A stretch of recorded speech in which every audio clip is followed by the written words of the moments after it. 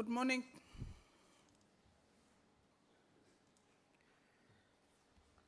The department has sorted out the flagging. We can now proceed and start with the meeting.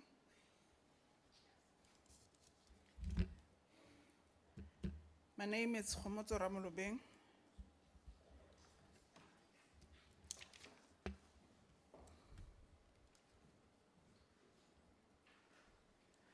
PMG, normally your seat is next to Ubab Makaleni Lapaya.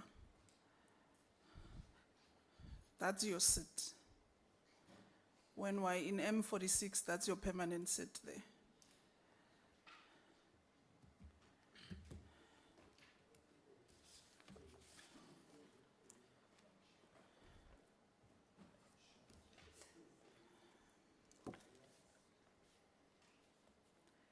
I'm told we have media houses with us. You are welcome. DM, you're welcome with your delegation. I like how it's sized up. It's the budget cuts and trying to mitigate costs. Fully appreciate. National Commissioner,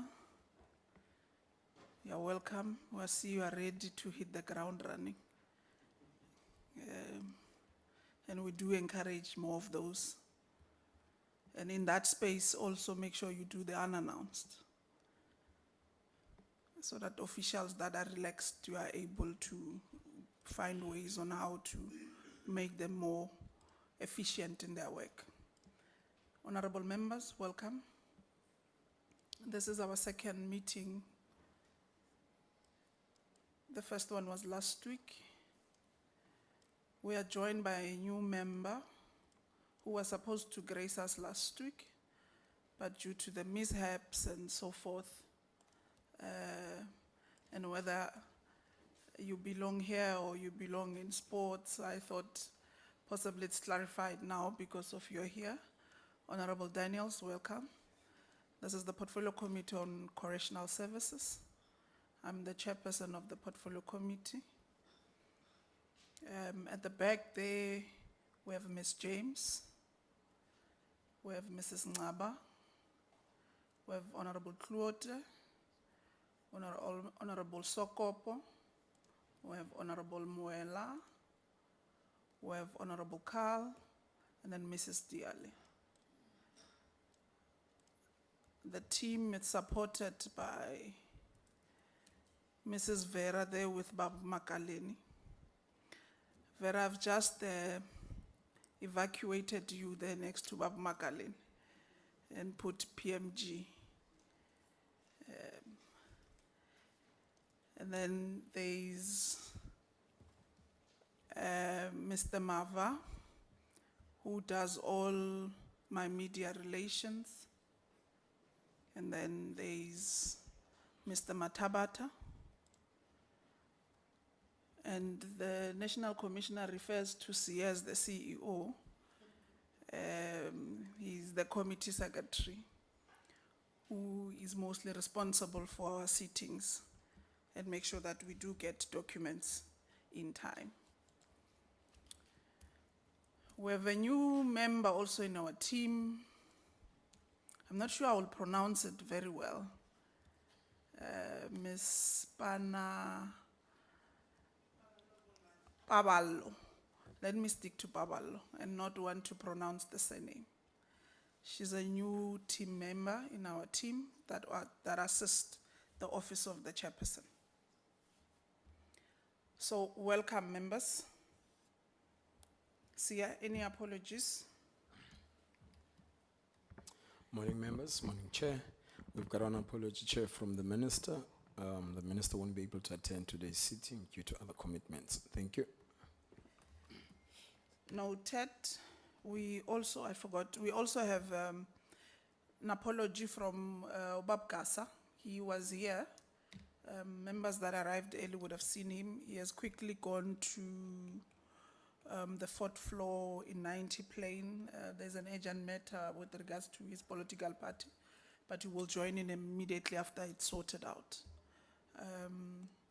That's the apology. I just forgot to give you here. So those are two apologies we have. Members, the agenda item for today would have been opening and welcome. Apologies, which we have just received now.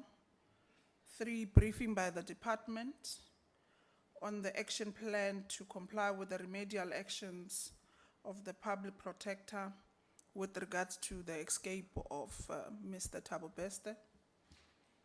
And then the last on the item would be the closing remarks. But before we will close the meeting, and then we'll request members to remain just for a 15-20 minutes discussion, just only members, to speak on our oversight program. The department will get a report on it whilst we have concluded our internal business. So that is the agenda item for today. Can I have a mover in the seconder so that then we can proceed? Honorable Carl. Thank you, Honorable Chair. I move that we accept the agenda as you have explained it. Thank you. Thank you. Can I have a seconder? Honorable Claude. Thank you, Chairperson. I second for them. Thank you so much. Then brings us to the third item of the day, which is a briefing by the department, which would be led by the DM in this instance, on the undue delay reporting by the department on the escape of Thabo Bester. This has been a heating matter, which has been before the Portfolio Committee on the 6th Administration.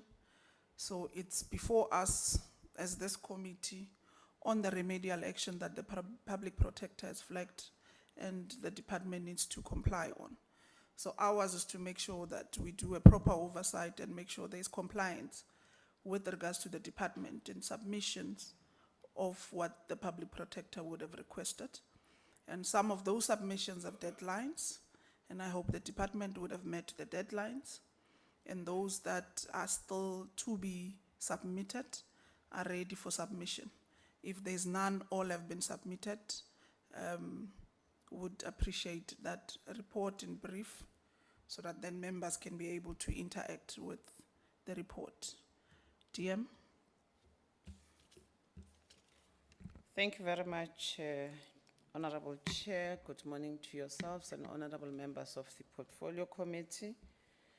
Also, the National Commissioner leading the entire administration from the department, our media houses, and all the personnel that supports the portfolio. Good morning to all of you.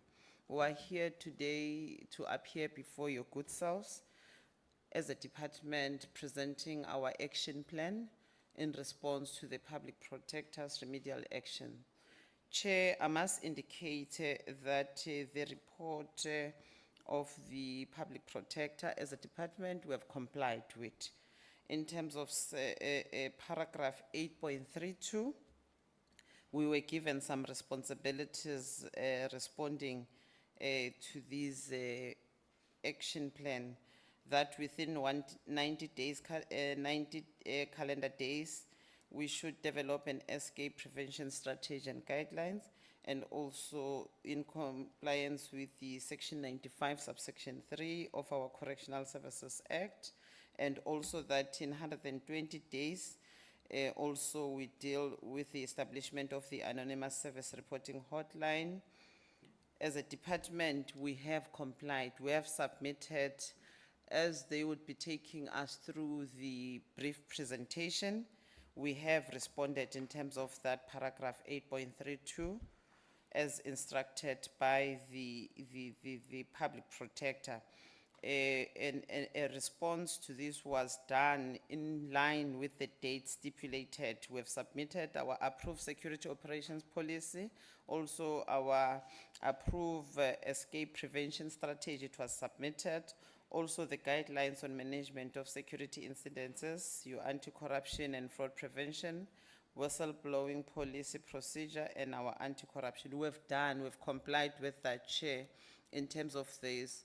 of those. In terms of the due date, some documents were submitted on the 31st of December, others were due for 31 January, 28 January. We did comply and we approve. I must indicate, Chair, that as a department, we have complied, and some of the action plan and the activities are ongoing because it's things that we must continue doing as a department in making sure that these policies are fully implemented. Would request the National Commissioner, as he introduces his team, and also allow the NC leading his administration to take the portfolio committee through this, but I must indicate that we have responded as a department. Thank you very much, Chair. NC, through you, Chair. Thank you, Deputy Minister. Thank you, Chairperson and honorable members, and good morning. I will start with the introduction of the team. Our team comprises of Dr. Musoma, who's behind me. She is responsible for the office of the National Commissioner as an executive manager. And then we also have the Chief of Staff, Mr. Killian. He's also sitting behind me. He's responsible for the ministry. We have Director Kekana, who's responsible for legal services in the department. She's sitting over there. Next to her is Mr. Nkosi, who's the Acting Director Security, who's sitting, yeah, he's there. Behind them is Mr. Ngumalo, who is responsible for communications. And then we have Ms. Andronika Mabunda there. She's responsible for intergovernmental relations, basically the work that we do responding to the Portfolio Committee and Parliament. We have Advocate Mahlangu, who's a Director Contract Management. He's the one who is managing the P contracts of Mangaung and Kotamasin Tumud and other contracts in the department. Next to him is Ms. Ndladlana, who is responsible for the Department Investigation Unit in acting capacity as a director. And then we have Ms. Vio Dlaku, who's the PLO in the ministry. Lastly, we have Ms. Carol Stradom, who is responsible for the Office of the National Commissioner here in Cape Town. The presentation, as it is arranged, talk directly to the recommendations from the report of the Public Protector. We also submitted to the Secretariat of the Portfolio Committee the policies or internal control measures documents that the Public Protector recommended that we should review. So the main presentation talks to the recommendations. We did submit the documents. We will request for guidance from the committee in terms of providing, a summary of the main policy instruments that we submitted to the portfolio committee. The colleagues are here that specializes in those fields. They'll be able to take the committee through. I'm going to request through Honorable Chairperson that we afford Director Kekana the opportunity to make the presentation. Thank you, Chair. Thank you very much. Good morning, Chair, the committee, the DM, and the National Commissioner, together with all in the House. This presentation, we are focusing on the actions that the department has taken subsequent to receipt of the final Public Protector's reports, remedial actions. The first slide there, it speaks to the contents, which is the purpose, background, the action plan, brief overview, and the recommendation.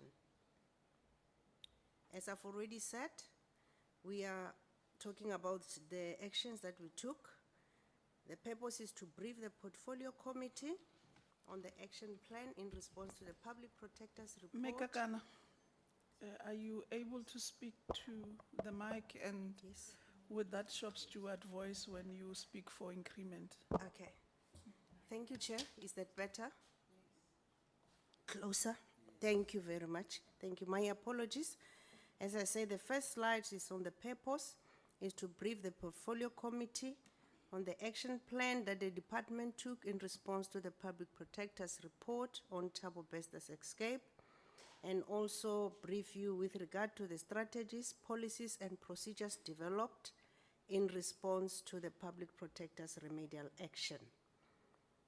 The next slide speaks to the public protector's final report.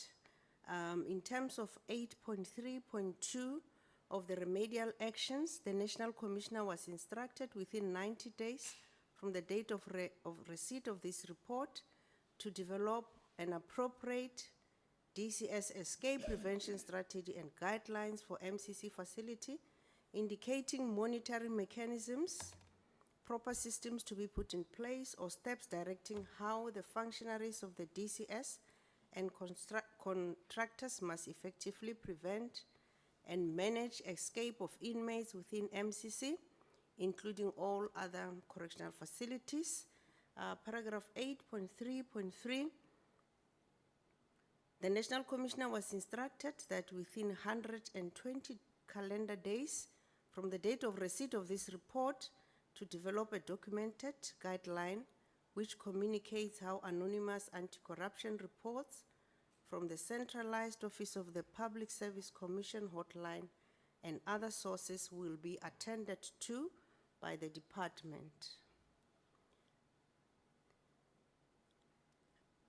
Under the leadership of the National Commissioner, DCS Action Plan in response to the Public Protector, a task team was established which comprised of security management, strategic planning management, contract management, legal services, DIU, and communications to look into the implementation of the remedial action.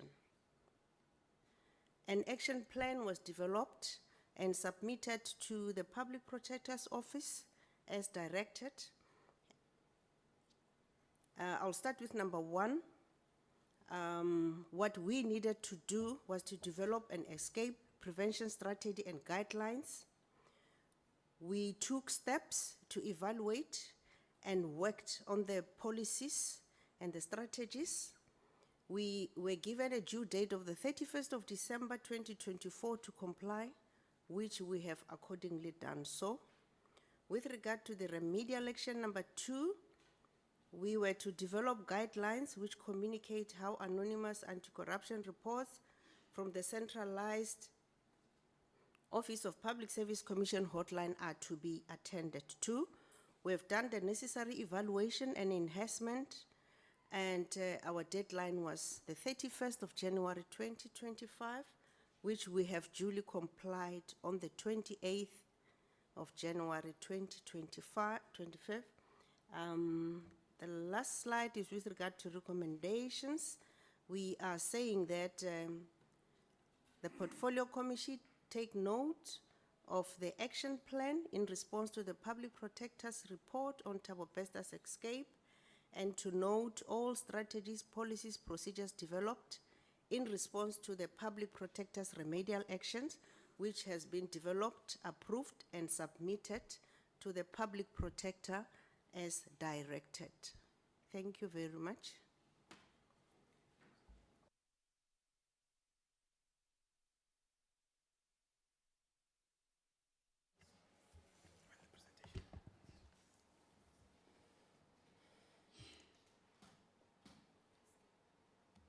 Mekekan, are you still going to continue? No, Chair, I'm not going to continue. My colleagues will continue with regard to giving just a brief overview of the policies. Thank you. Okay. National Commissioner, who's taking us through? That Thank was you. very short and sweet, yeah? Thank you, Honorable Chairperson and honorable members. We have Mr. Nkosi who will talk to the security part, and Ms. Ndladlana will then talk to other policies that have to do with the whistleblowing, anti-corruption, and anti-fraud. Okay. We have prepared just a summary That was an addendum to the main presentation.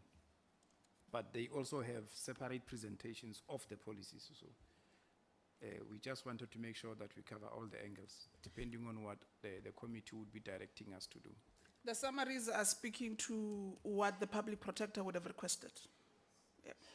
If they're talking to that, then we're in line.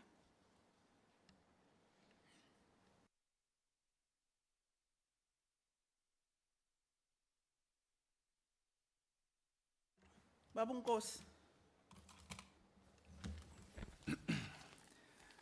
Thank you so much, Chairperson. Good morning to the Deputy Commissioner. Good morning, Chairperson of the Portfolio Committee. Good morning to the Portfolio Committee members. Good morning to the National Commissioner. Chairperson, we as security managed to develop the escape prevention strategy together with the escape prevention guidelines. The main purpose of the security being requested to do that is to standardize security operations within DCS and also the Triple Ps. With the current escape of Thabo Bester that the remedial actions originate from, you could see that the DCS policies were not in line with what the private prisons were doing, and then we managed to develop that. With that, we are aiming to implement and ensure that officials comply with the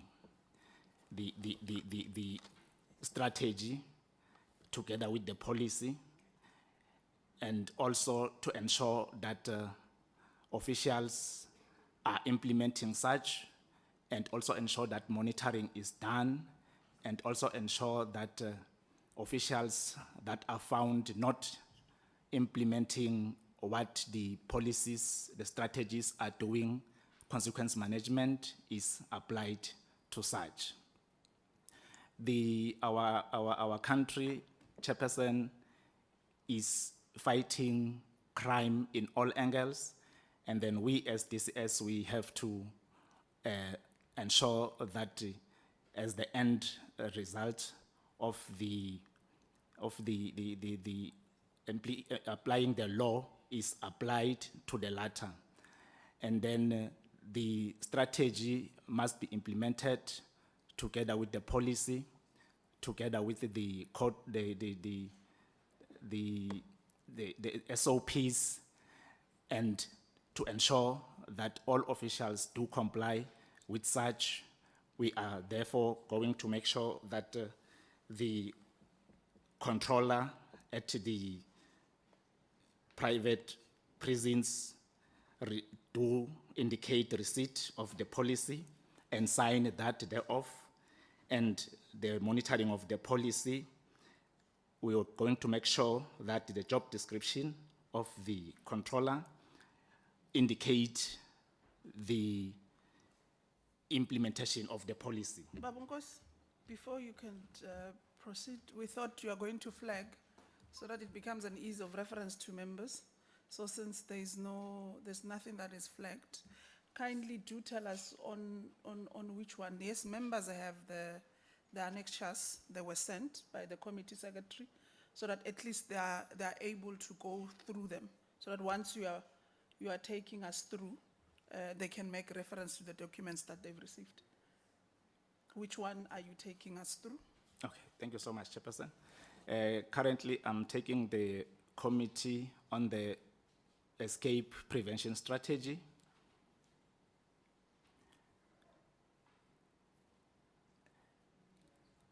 And then we are saying that in terms of outcome 3 of the National Development Plan, that clearly indicates that all people in South Africa are safe and must feel safe. And then in response to outcome 3, the DCS and the public, the Triple Ps are mandated to provide for safe and secure condition of detention and escape in the department, and also from the Triple Ps are a challenge. Coupled to this is that inmates are finding innovative ways to escape, and their ways of escaping varies now and then. And then it is very important, committee members, to note that key to this escape are the negligence that our officials are doing in terms of non-compliance to SOPs and strategies. And then with this strategy, we are saying that we need to establish an intelligence-driven correctional services and simulating reaction to escape incidents in the form of emergency drills is imperative to assist the department to fight all non-compliances and security breaches. The situation calls for the enforcement of the implementation of policies and procedures, which include enhancement of the security measures, investigations. We are saying they must be completed timeously, and swift consequences must apply. The correction system intends to ensure that where possible, proactive and urgent security measures are implemented in line with the security philosophy and the posture that demonstrates the department and the Triple P's approach towards safe and secure detention. Excuse me, Chair. The presenter has indicated which document he's presenting from, but you know, we're trying to follow, but we are not on the same par with him. I don't know if I'm the only one who can't find exactly where he is. Where are you presenting which slide so that we are in par with you as you present? Okay, thank you so much, committee member. I was in slide page 8 to page 9, where we talk of the purpose.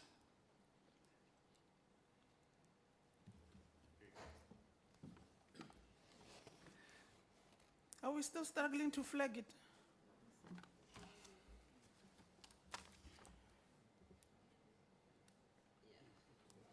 You're on the escape prevention strategy, no? Yes, Chairperson. And you're saying page 8. Yes, I'm saying page 8, where we are talking of the purpose of the strategy. Slide number 8.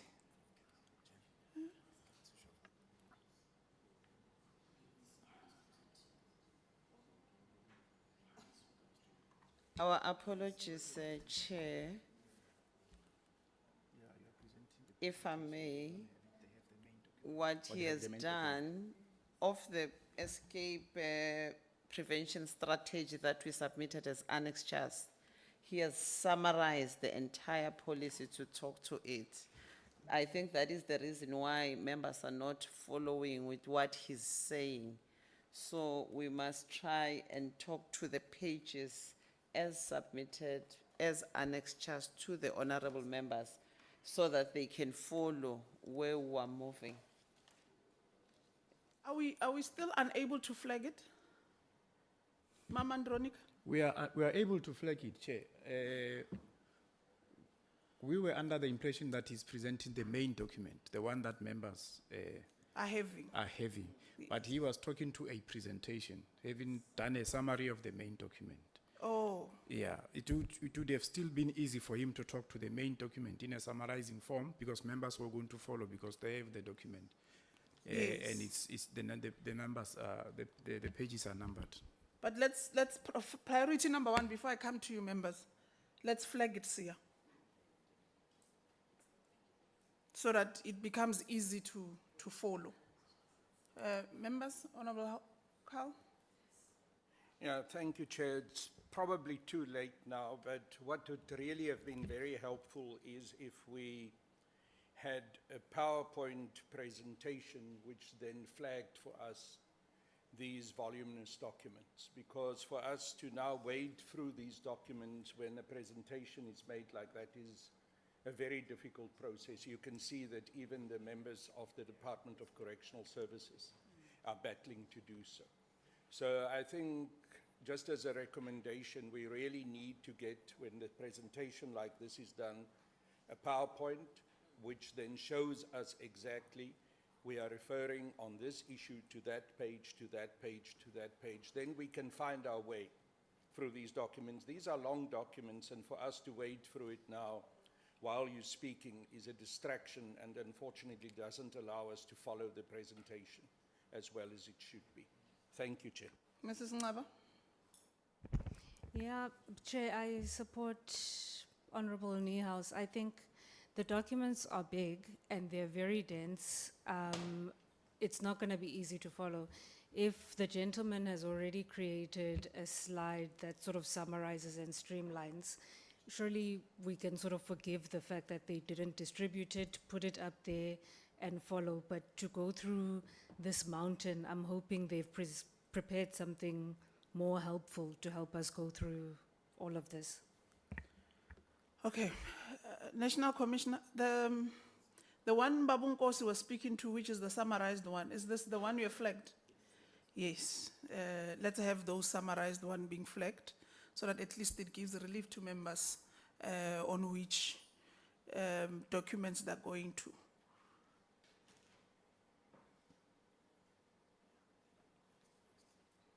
Thank you. Babu Nkosi?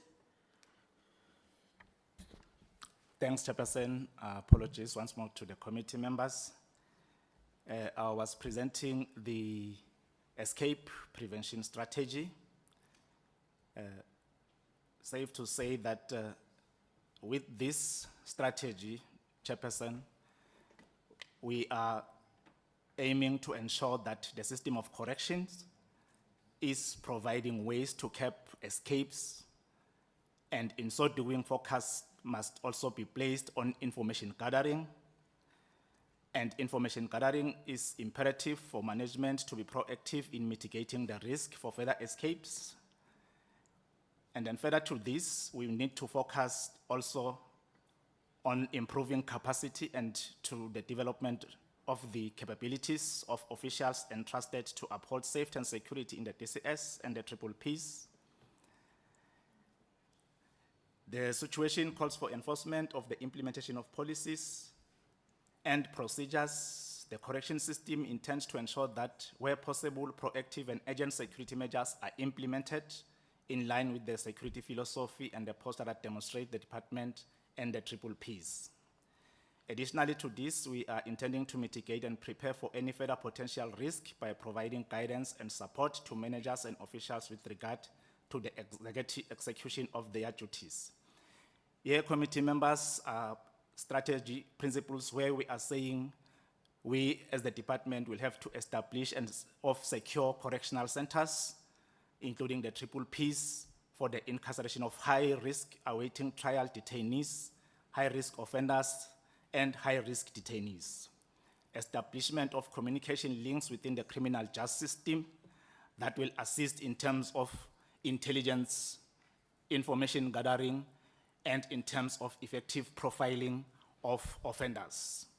Then establishment of a shared linked crime information system with all relevant stakeholders, ensure secure detention of high-risk awaiting trial detainees, offenders, and high-risk detainees at Triple Ps. And other principle is to ensure that security during admission of offenders and awaiting trial detainees and high-risk detainees at Triple Ps. Here, this is the profiling that we are referring to in terms of how are we going to make sure that all offenders detained in correctional, in DCS and also the Triple Ps are effectively profiled. Maintain effective and secure access control to correctional centers and the Triple Ps in terms of the access to public premises and Vehicle Act. Then ensure security and effective control over offenders in units during the day and night, whereby we are going to make sure that there is effective management and control over offenders that are in the courtyard. They do their rehabilitations, processes, rehabilitation sessions effectively so.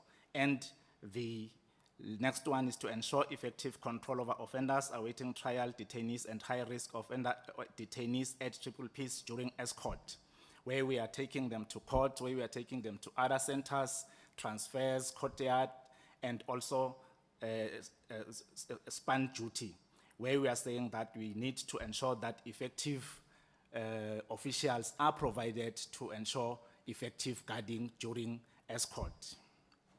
Then ensure the effective operation of security fences around correctional facilities, including triple Ps. These committee members, we are saying that it must be in line with the implementation of the integrated security system in the Department of Correctional Services. Then effective guarding of offenders in work teams, and also ensure effective security measures are in place at the visitation area for offenders and also at the triple Ps. Then ensure effective control over and utilization of the department firearms and firearms at the triple Ps. All security posts must be issued with an updated duty sheet together at the triple Ps. The development and revisit emergency plan to deal with escapes, attempted escapes, including the triple Ps. Here we are saying that the plans that we have developed as the department, the policy, the strategies, the SOPs, we as security, we must make sure that that is complied with by all officials within the two facilities. Prevention of violent escapes, including high-risk detainees from triple Ps from public hospital. This is one of the area where most of offenders are escaping from lawful custody.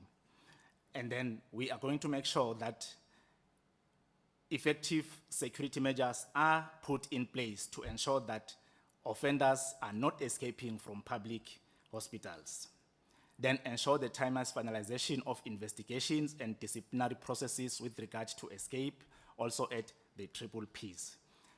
Here we are saying the reporting of security gaps or security breaches as stipulated in the MIS document must be followed, and effective investigations and consequence management must apply on time.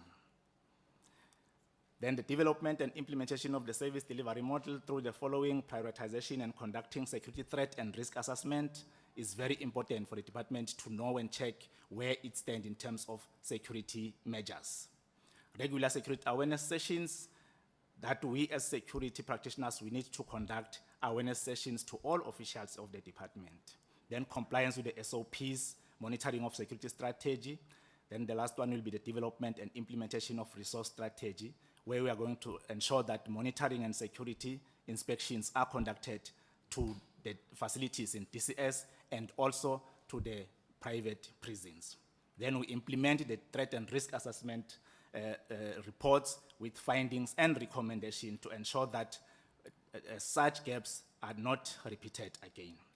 Improve tactical training, introduce intelligence-driven correctional system, then research analysis capacity to support security operations.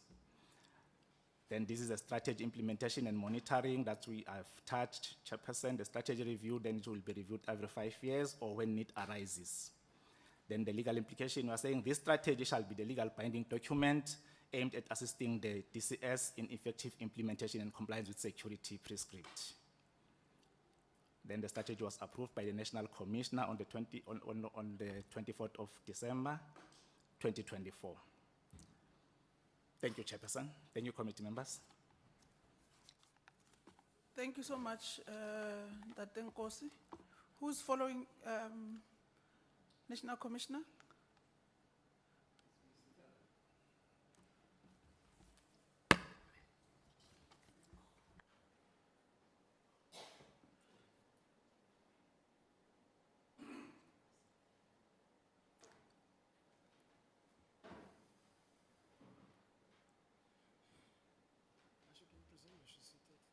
You can present where you are, if you will be able to see the presentation.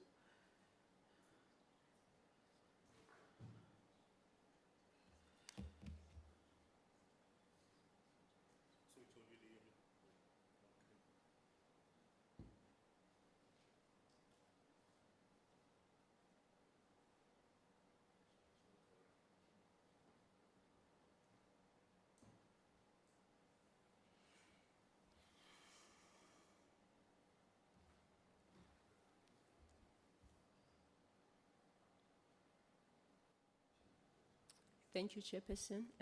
Good morning, Chairperson. Good morning, DM and the members of the committee. Good morning, National Commissioner and the colleagues.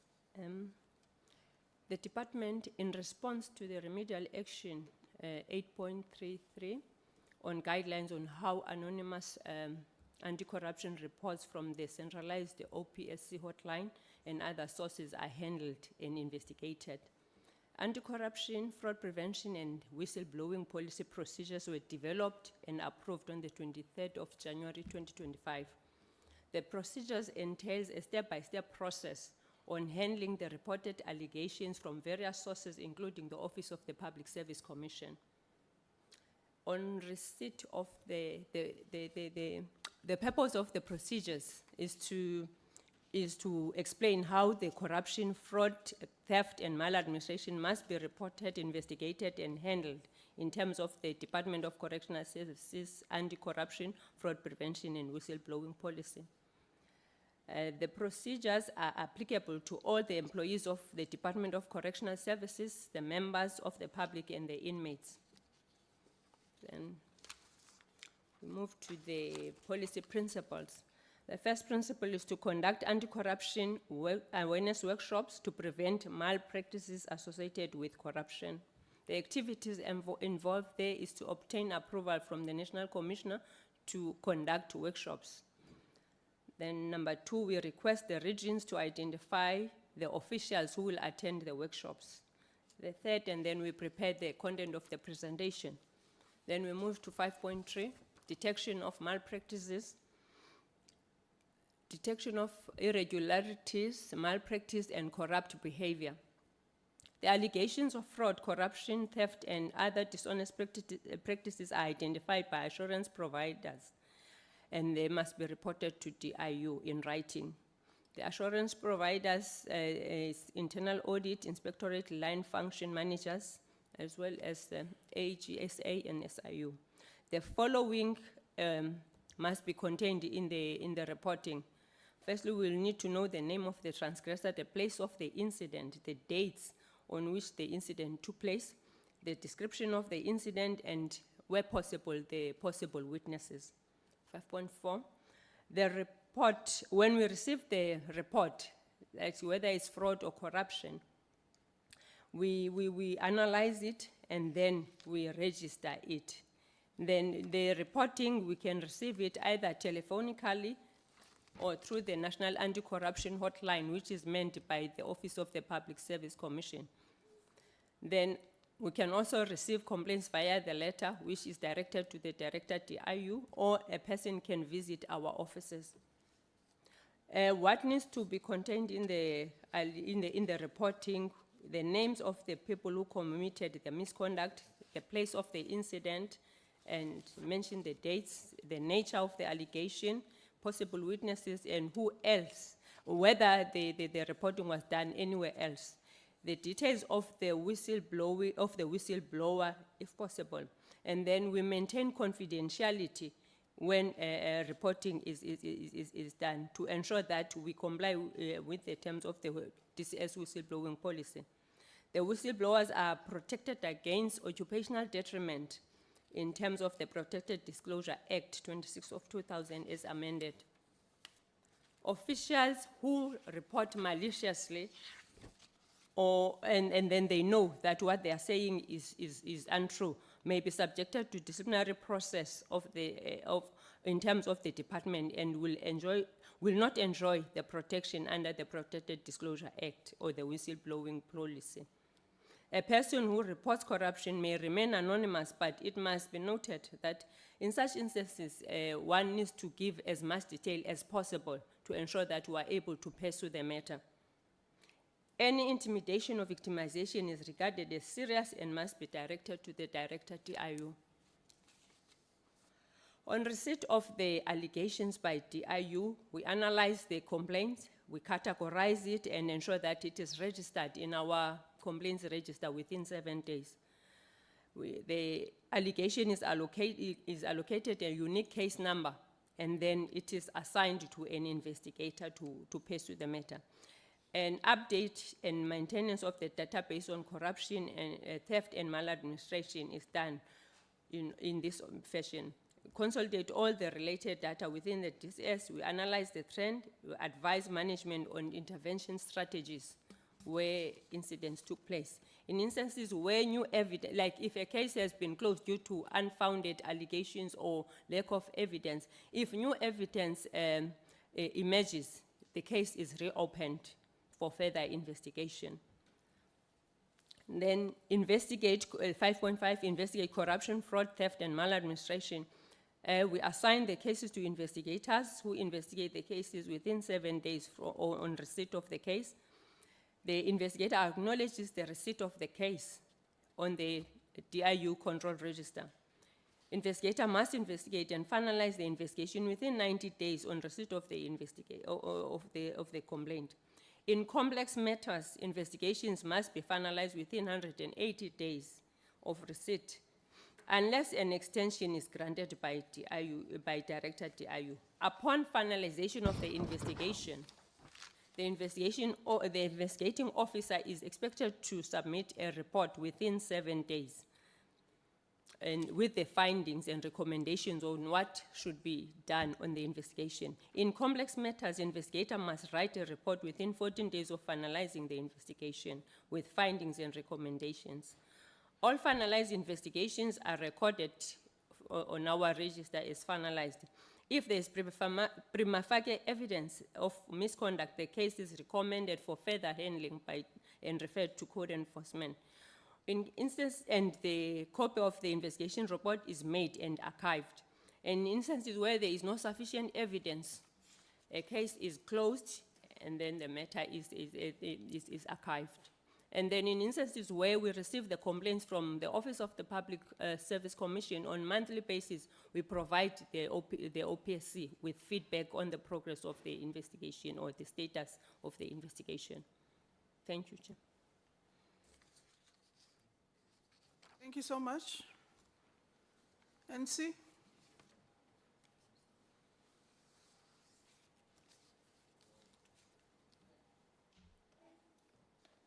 Thank you, Honorable Chairperson. Those are the two. There are two policies and then one procedure. So that's what we have been taken through. Are we done? DM? Thank you very much, Chair. I think we're done. We've tried to summarize the entire submission in terms of what we should have complied with the public protector in terms of the action plan. And some of them you will go through them yourselves as submitted as annexures, because some detail are of a security nature, which we don't want them to plan against the department, those that were pleading for in terms of us managing these facilities. But the annexures, they've got those details. We're just giving that summary in terms of our presenters. Thank you very much, Chair. Thank you so much, DM. We understand the nature. We just needed a summary of what you would have submitted, and we do appreciate that you managed to do that PowerPoint presentation to take members through. Members have received all the annexures, and I think they have been able to go through them, and bearing in mind the sensitivity that comes with it as well. Members and the department, can I request a 5 minutes break, and then we come back and proceed with questions or clarities from members. So it's 11:07. Let's kindly come back at Mrs. Ngaba's at 12. This is your break. At 11:12, we should be back. Thank you.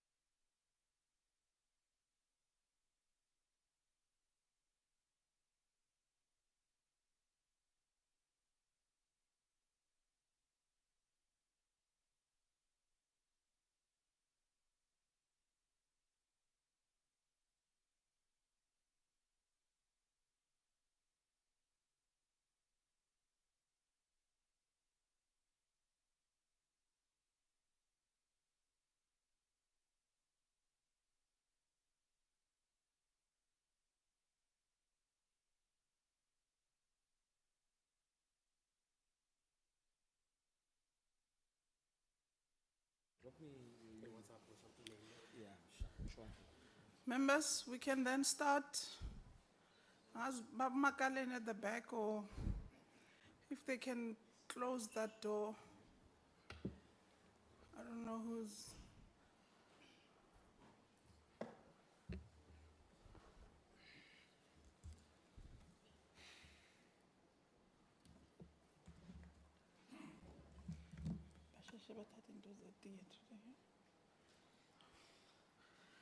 Okay, the National Commissioner is in. We can then start. Members, we have received the presentation. Let's start with clarities or questions. Mrs. Ngaba, you'll start. Honorable Carl, you follow. Honorable Moela, Ms. James. Sokopo, you will be Mrs. Dial as well. In that sequence, Ms. Ngaba. Thank you, Chair. So I've got questions on both the escapes policy and the anti-corruption. On the principles of the escapes, the first thing that was mentioned was securing the centers. Later on, there was also a principle about perimeter fencing. Can you please tell us what you are going to do about perimeter fencing? In last year, end of last year, I received a parliamentary reply from the minister. It indicates that about half of all your centers don't have proper perimeter fencing. Meanwhile, somewhere in KZN, there are 2 centers that spent 7.5 million each on one walk-through metal detector. Mara Ama centers where no don't have perimeter fencing. What are you going to do to fast-track that? And in a similar vein, every single one of the principles that was listed under escape, we will ensure A, we will ensure B. You'll ensure it when? How? What happened to timelines, specificity? Is this just, it felt very much like a tick box exercise.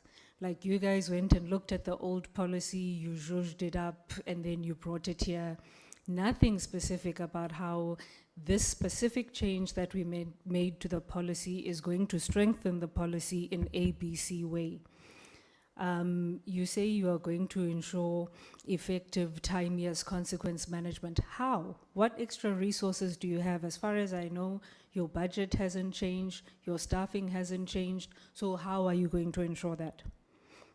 I heard a lot of these principles, they look like they are, we will make plans, we will make a plan for this. So is this all just plans to make plans, and what are the timelines on when those new plans will be made? On the anti-corruption, the first intervention was anti-corruption workshops. What does that mean? Are you going to sit people down and tell them corruption is wrong as if they didn't know that? What is this workshop going to do that hasn't been done so far? You talk about the role of your assurance providers, your audit committees, etc., etc. Those things have always been in place. How are they going to function differently to change anything? You say you'll maintain confidentiality. Why should your members believe that if they report something, it will be treated confidentially? I mean, that should always have been the standard. What are you going to do to actually improve the trust? In the same way, you say that you will treat intimidation seriously. Intimidation should always have been treated seriously. How are you going to make your members believe that they will be protected? So overall, I found the 2 presentations very underwhelming, because the question for all of this is how? What new resources, what new methods, what do you have that will now ensure all these things?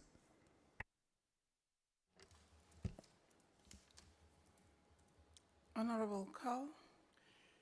Thank you, Honorable Chair, and I thank the Commissioner and also the Deputy Minister and the team of Correctional Services that made these presentations to us. I want to acknowledge that the Department of Correctional Services met the deadlines that had been given to them by the Public Protector.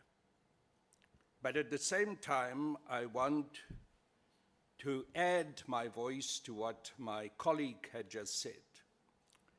one finds that these particular presentations, and there were presentations about 2 policy documents and 1 procedural document, feel as if they simply a box ticking exercise. I do not find in these presentations clarity on how you are going to make sure that what you promise us here will be implemented. You see, Chair, as you said at the beginning, the initial PowerPoint presentation was short and sweet, but of course it was not so sweet what happened with the escape of Thabo Bester. And I would like to understand how the presentations that we received today link with the issue of private prisons. Because it is evident to me that the problem that we face with here, to a very large extent in this particular instance of Thabo Bester, also relate to a privatization process. And I must ask myself, what kind of process have you got in place to ensure that these documents that you have presented to us today will in fact also be implemented by those private companies that are in control of prisons such as the Mangaung prison? You've entered into contracts for privatization and management with, for example, G4S. When you present to us these documents, is there an agreement that there will be an addendum to those contracts to ensure that the good intentions, and I emphasize good intentions because I'm not yet convinced about the implementation, that these good intentions will also follow through into the work that the particular private companies have to do with regards to those institutions. And lastly, Chair, in fact, 2 points. The first one, I'm very concerned that we continue with the whole privatization project. I do not hear anything in the presentations that we've received here today that there's an intention to bring an end to privatization with regards to some of these institutions for correctional services. In the case of Mangaung, we had an extraordinarily long contract for the control and private ownership of that prison, 25 years. That contract is expiring this year, if I understand correctly. We would like to know, as part of the process of managing these security breaches and problems, is there an intention for the department to continue with privatization? Will the department in some way or form or another continue to extend the contracts with G4S? What is the situation? Because, Chair, if we look at the history of privatization in the particular prison of Mangaung, there were already serious red lights going on in 2013 when there was a warden taken hostage by inmates, and a special police team had to intervene in order to release that warden. Even at that stage, I asked myself, why was the contract not immediately cancelled? And then the second and last point of the 2 points that I wanted to make. I'm very concerned about what you say about whistleblowers. Because the issue of whistleblowers overall in our country, and especially in the security establishments, including correctional services, is a vexed one. We've had many examples of whistleblowers not being protected. And I'm concerned whether in the very difficult environment of correctional services, in terms of this policy and procedural documents that you presented to us, we will be able to protect those whistleblowers. I don't find confidence in these documents that it will be the case. I also find it problematic how you deal with this gray area where on the one side the document says, we want confirmation, we want to be sure that the whistleblower is actually telling the truth and not lying to us. And on the other hand, protecting that whistleblower. Because that interaction is a difficult one. It's not easy.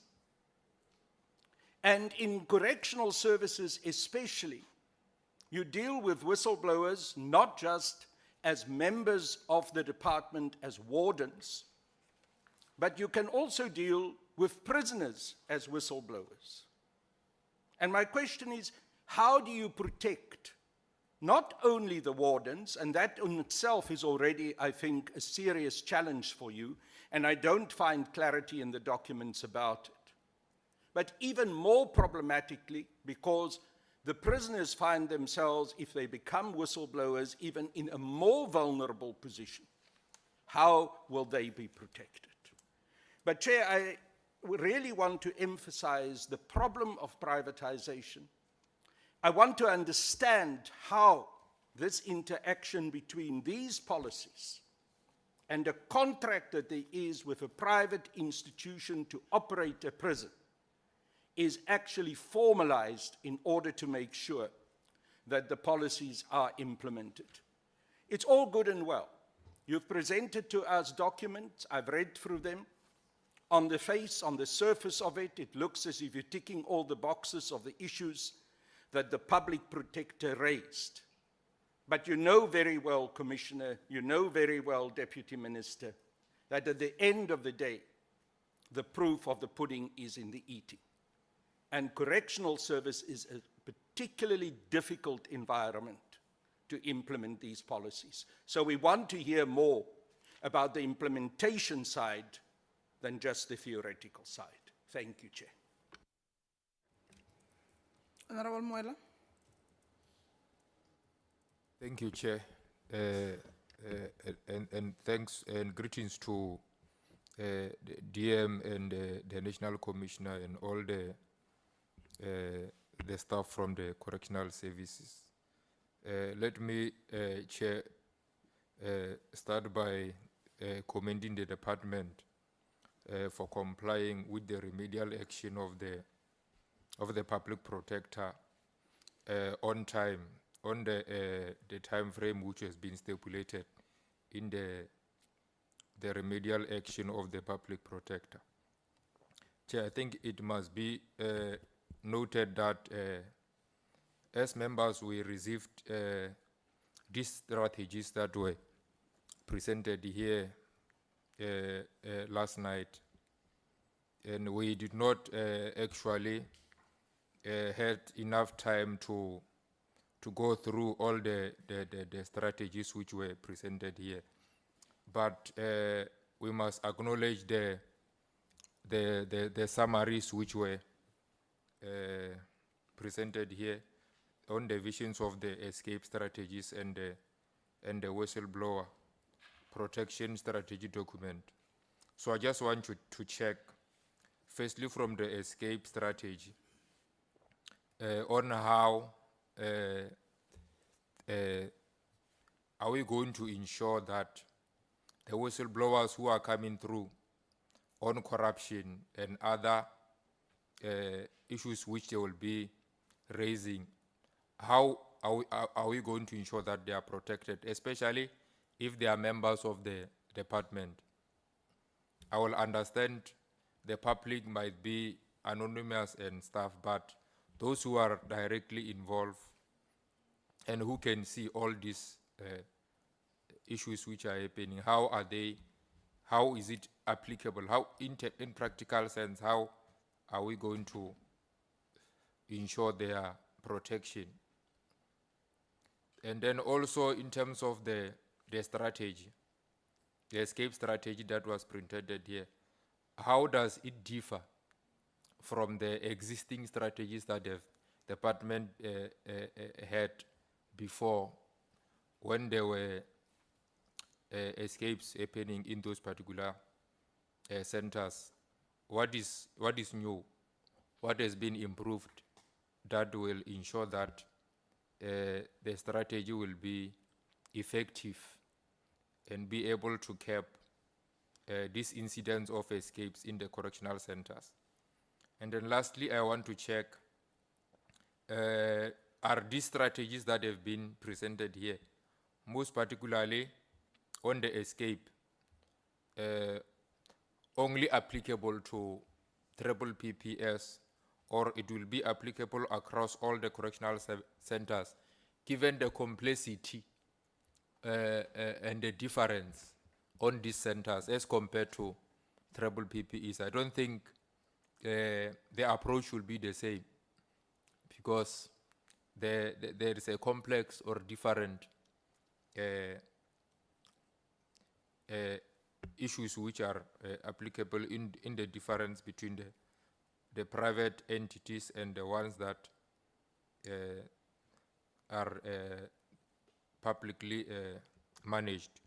So I just wanted to check on, get clarity on those two elements which I've raised, Chair. But we, like I said, the good thing is that the department have been able to comply within a time frame with the remedial action. So I think we should commend them for that. Thank you very much. Thank you, Honorable Muela. Ms. James. Thank you so much, Chair. Good morning to the Deputy Minister as well as the National Commissioner. I just want to say that irrespective of how many remedial plans we have, irrespective of how many strategies we have in place, how many documents we have in place, the reality in most of our prisons is corrupt officials. I don't see much being said about the officials that aided and assisted with this escape in terms of what were the consequences.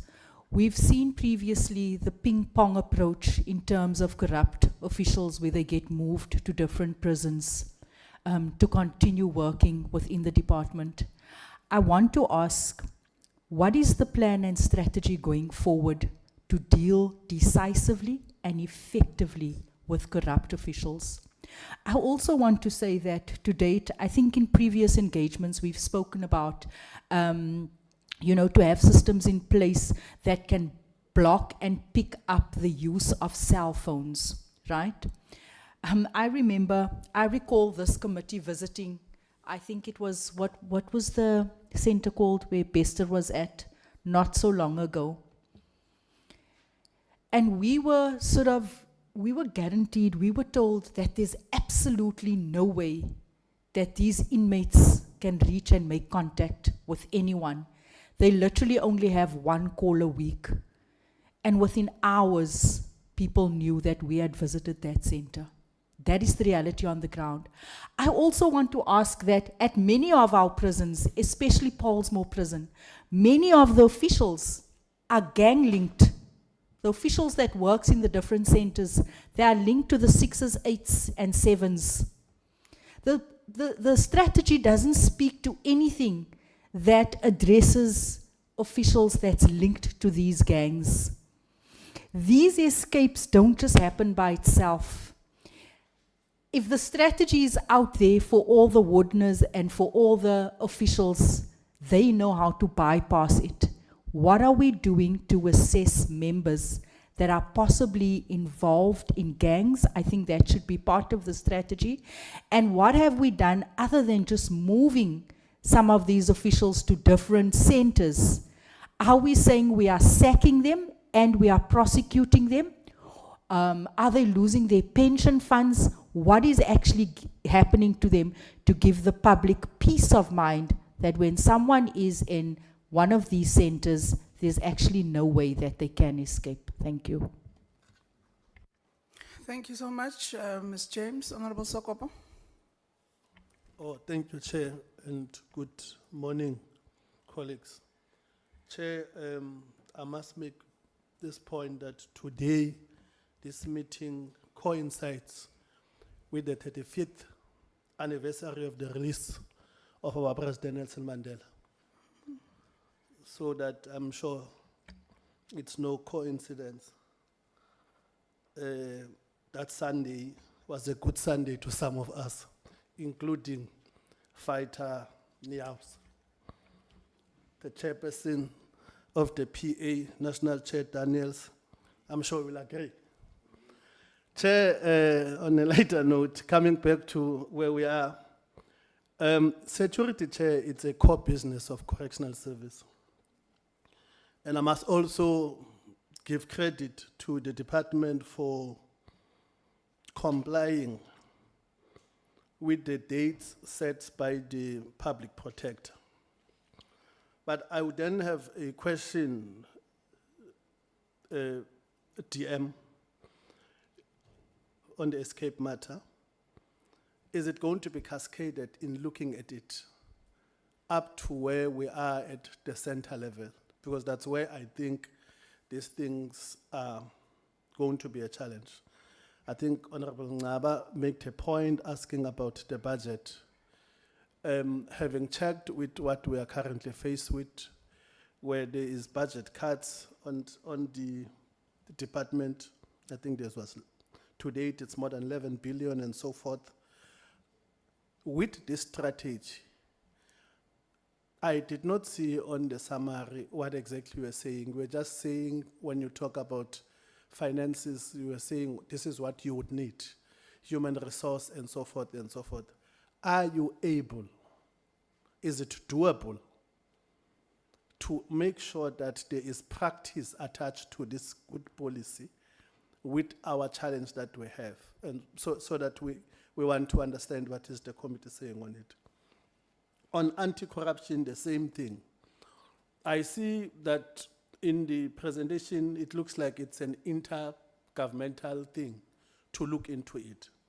But I'm more focused on the role correctional services is going to play here. And again, I'm asking, will this responsibility be attached to a particular section? Or are you creating a new section that will just deal and focus with issues of anti-corruption and so forth? And again, I want to agree with Honorable Niels that in the main, Chair, inmates would have been placed better to be whistleblowers. And I'm sure, I'm not sure what have happened to the investigation of Thabo Bester and so, but I'm sure if 1 or 3 inmates in that facility were asked about it, they would have given a better plan. They would have given us what was the actual plan for Thabo Bester to escape. I would make a lot of reference about Mangaung. I think it was Mangaung, where we had many years ago, and I was still a correctional officer, where Gayton, Mackenzie, Kenny Kunene had a video that has shocked the country, and we have to deal with it. And the man in charge then was not so happy about it. But that information have helped and have exposed what's actually happening in the centers. So I'm raising it from that background that actually inmates are people that will be able to assist to eliminate these issues of what we're dealing with. But the question that Honorable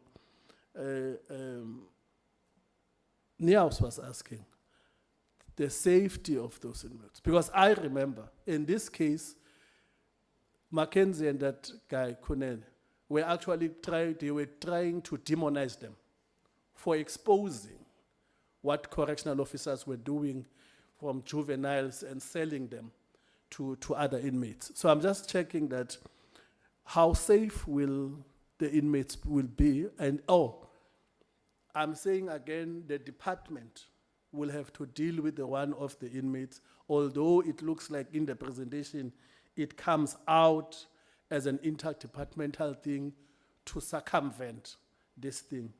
Thank you, Chair. Mrs. Duyale? Thank you, Chair.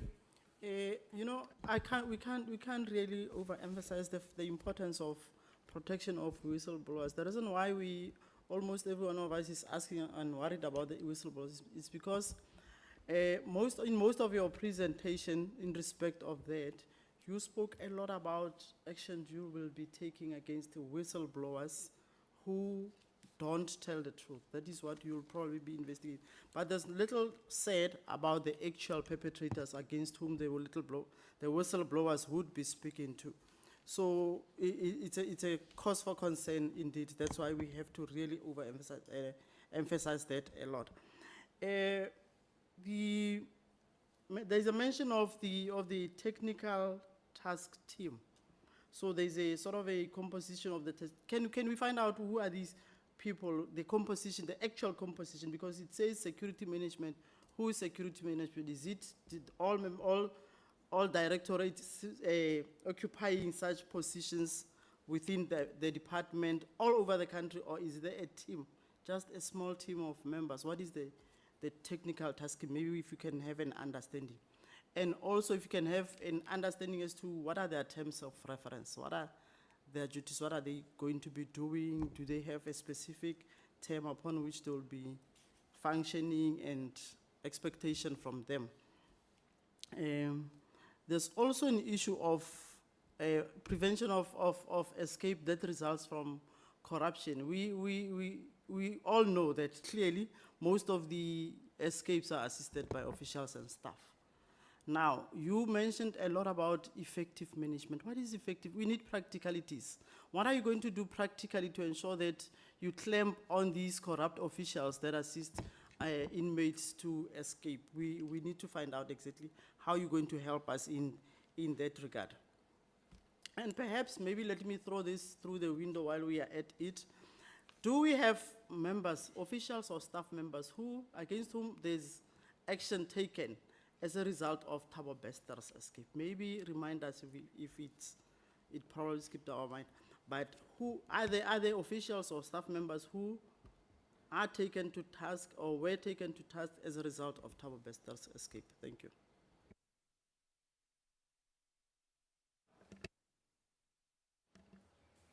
Honorable Daniels. Thank you, Honorable Speaker. Good day to everybody, TM, the delegation from the Correctional Services, colleagues. I must admit, having listened to my colleagues speak, I'm very best pleased, pun intended, with the submissions made by them, because they've covered this very extensively. And this on the back of having listened and seen the presentation by the Department of Correctional Services. I want to register my dismay in that presentation that was done here. And it's so coincidental that I was also leaning towards either recommending to the Department of Correctional Services, why don't you call Bester in and ask him how best to do this? You know, because from this entire presentation, an exhaustive presentation, there's absolutely nothing in there. It's a primary school presentation. I would have been embarrassed to travel all the way to do that presentation to this committee. I mean, there's mention made of, oh no, in hospitals, private, we're going to make sure that there's no escapes. Do you then take the inmate to the hospital and say, hey, I'm going to leave you here, here's your orange juice and your banana, call me when you are discharged? When we talk about, no, we are going to put effective measures in place to ensure effective access control. Those are primary school things. It makes me think that common sense is not so common, because even if I had to copy and paste, I would have tweaked it better than what we have been presented here. I think it's an insult to all of us here to have been sitting here, and it's basically a waste of time to have listened to this. You know, Chairperson, this presentation does at all not do justice to what it is required to ensure public confidence, let alone our confidence, based on what I've heard here. I want to land and say that I don't repeat what has been said, or I try not to because I also don't want to waste nobody's time. So I'm extensively covered by what I've said. I share the sentiments of what has been said. But I think, and I also note that, Chairperson, you said, oh, the delegation is small, cost containment measures. They could have had a virtual meeting and saved that cost, because this is a waste of taxpayers' money to come here and do this presentation to us. Come with a plan. Come with timeframes as been alluded to. Listen to what my colleagues have said here. Take it back home with you guys. And if you guys really want to, and this is an invitation, call me. I will give you your answer to your problems that you have, which is embarrassingly here today, that you brought here. I'll give you that answers in 1 hour, all of it, with my own team. Salute, Chairperson.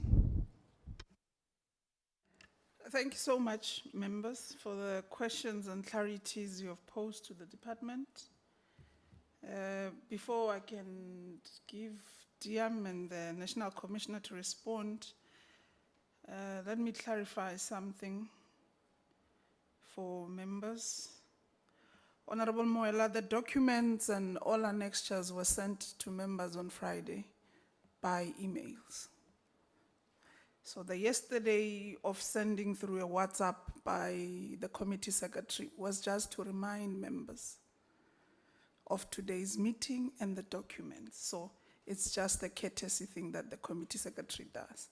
But all correspondences and communications are done through the email. And I have seen that email. So all documentation you would have received on Friday. So that's one thing I wanted to clarify on documentation. Honorable Carl, on the contract extension of the triple Ps, and so forth and so on, Honorable Ms. Diale must assist you with the legacy report. You might have joined the team a bit late. We've dealt with that in the legacy report. And including, this is our second meeting actually on the triple P matter, but the department will also respond to that, DM and the NC, so that you are able to provide light to the matters. My two clarities, Mrs. Ngaba would have raised the parameter fence matter, which it's a concern matter, especially if most correctional facilities do not have it. A question I would want to pose, National Commissioner, is that in the presentation I did not hear anything about the contrabands, and contrabands also contributing to escapes. If they are, why are we not being taken through that prevention strategy on them? If they are not, then I'm fine with that. On the escape prevention policy, I think it's 8.7, you would have mentioned that the official or offender ratio for units has been determined. What is the latest ratio? The last time I checked, the ratio of official and offender was quite worrying, bearing in mind the oversight that would have done in Gauteng for this 7th term, and if those who have been part with us in the 6th term, you would know it has been a serious concern, where an official would be having about 12, and some facilities would be 18 ratio per official. So what is the latest one?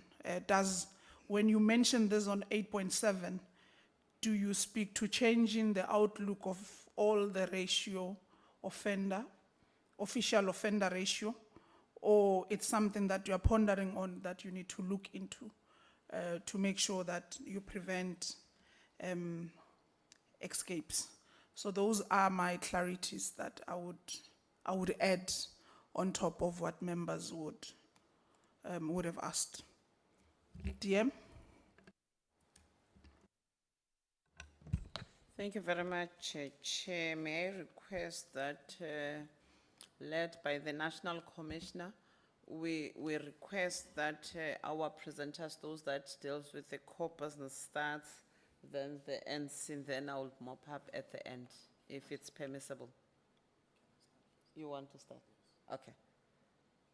NC will start, then I'll come and wrap up everything, Chair. Thank you. Kindly lead that process. Thanks. Thank you, Honorable Chairperson. Thank you also to honorable members for the questions that have been raised. And thank you, DM. For us, the issue of perimeter fencing is critical to securing security of our facilities. And for us, it's not only the fence, but it's security apparatus that are attached to the fence. Your cameras, your motion sensors, and also the type of fence that you erect is a fence that is suitable for a security establishment like a correctional facility. Now, that type of a fence obviously does not come at a minimal cost. It comes at a cost that is not a cost for an ordinary fence. Actually, we have multiple layers if we are to put fencing in a correctional facility. It's basically 3 layers, because you need a fence that will not be scaled by an offender in trying to escape. In addition to that, you actually need a very active dog unit that also will be deployed along the fence. You also need patrols on intervals. So basically, when we talk about territory security, that's what we mean. So it is one of those mechanisms that we have prioritized in terms of the budget that we have. But yes, we have submitted to we have appeared before the committee a number of times, indicating the budget constraints that we have. So we can only do with what we have.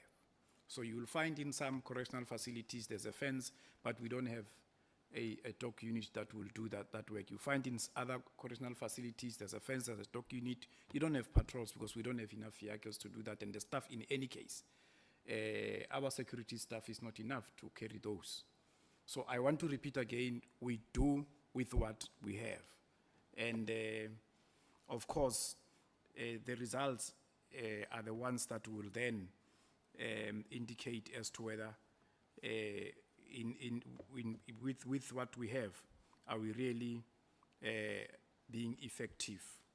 One escape to us is one too many. But if we look at the statistics of escapes in the department over the years, the escapes have been going down. And it's because we, as I've indicated, we are doing what we can with the little that we have. These are strategies, they are policies. In a correctional setting, each and every movement has got its own security plan. Honorable Daniel speaks about the movement of offenders to private hospitals, external hospitals. Yes, that movement is there, and we put up a security plan for that movement. We don't take offenders to hospitals and leave them unattended to. Even if they are admitted overnight, we deploy security personnel. And I want to repeat again, that comes at a cost. I want to repeat again, that comes at the application of resources. Basically, it means that you need to have security-trained personnel there at the hospital. And when they are there, they also need to be there with the support of vehicles and any other support. We have senior members that are on duty, especially at night, to do visits. So in as much as we have static security at the hospital, there will be seniors who will come to check on those as to whether they are doing their work or they are not doing their work. So I want us to at least be allowed to make a distinction between the plans and the strategies and the policies. Whether it's movement towards agriculture or it's movement to the internal clinic or it's movement to the psychologist or social worker inside the correctional facility, there is an official that is accompanying that offender. And obviously, yes, it puts a strain on the rare resources that we have. Consequences, there are consequences. We have appeared before the committee to present the outcomes of disciplinary processes. And I want to also indicate, Honorable Chairperson, that we do not have officials of the department that have been transferred to another facility because they transgressed at another facility. The officials that transgress in the department are taken through disciplinary processes. And those that are actually involved with escapes and smuggling of contrabands, they get dismissed. We can provide the statistics as we did before to the committee when we appeared on those specific topics. The anti-corruption workshops are important because they are meant to raise awareness. They are meant to also educate officials so that when we now take action against those officials, we at least will be taking action against those that are aware that their actions would be against policy and the law. The framework of policies and strategies is, as I've indicated, different from actual security plans. And the policies and strategies of the department are implemented through the annual performance plan and the strategic plans of the department. They are cascaded to different levels of management. And I've just given an example, for instance, that if you are to implement any movement, there has to be a security plan approved from the level of a unit manager, because in all the facilities, whether it's medium A, medium C, in all the sections we have unit managers. So they put together a plan that is approved by the head of center, and a movement can then take place.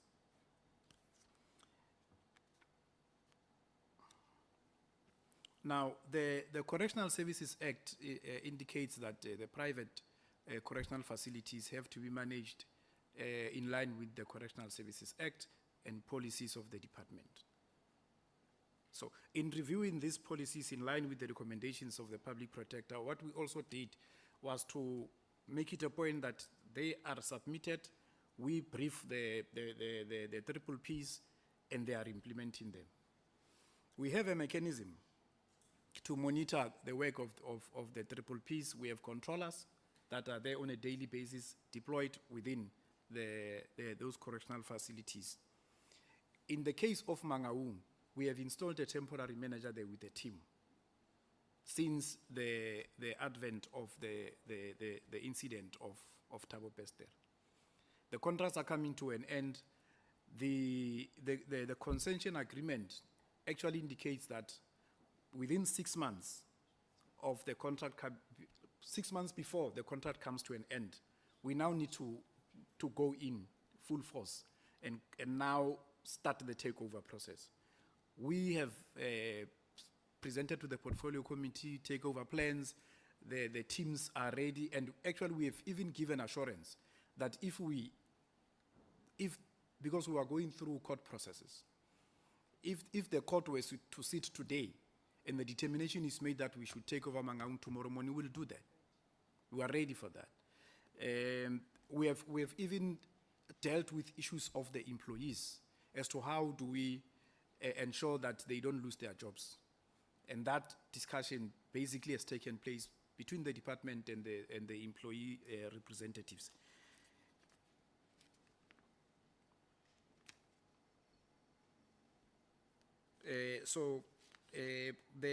When the contracts end, we'll take over. There's no intention to extend. We made that clear in the year 2021 as the department. So we are still, and we don't have plans currently to commission private correctional facilities. We don't have plans for that. The issue of the protection of whistleblowers, it is mentioned at a policy level, but we have plans to do that. We deal with the whistleblowers on a daily basis. And we have not had an incident where a whistleblower was intimidated to an extent that the information or the willingness to cooperate with the department was compromised. Yes, we deal with those that in some instances would utilize information as if they are whistleblowers for them to negotiate a passage to other things, including on the same case of Thabo Bester. We dealt with a lot with those that were posing as whistleblowers. But when we send our contacts in the department, and that process is actually managed at the Office of the National Commissioner, there are contacts that we send to whistleblowers that make it a point that they are safe. When we get there, we actually discover that this offender simply wants to be transferred from where he is to another correctional facility and utilizes whatever is in the media as a cover, to say that I have information about this case, but if you move me from here to there, I will give you information. We do that. After that, we follow up. We get nothing from some of them, and that's why it is important for us to mention in the policy. Some of these whistleblowers actually even contact law enforcement agencies.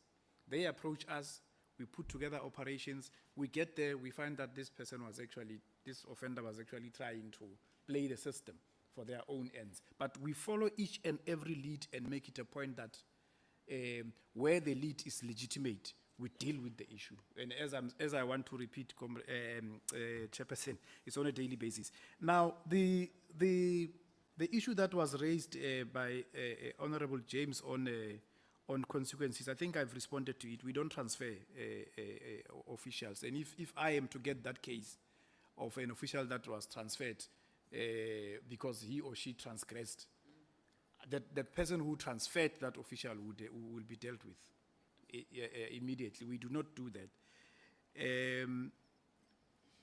We know that some of our officials in the Western Cape, but even in other regions, are linked to gangs.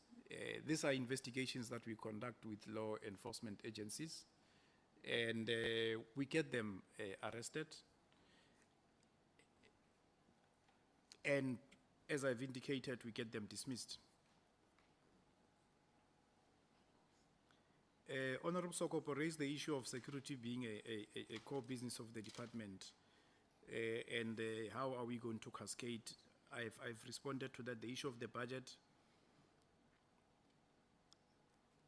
Maybe just to amplify the point, each and every correctional facility has got strategies apart from the security plans. For instance, there would be an anti-escape strategy for Polsmo, because the makeup of each and every facility is different. We have small, we have medium, we have larger facilities.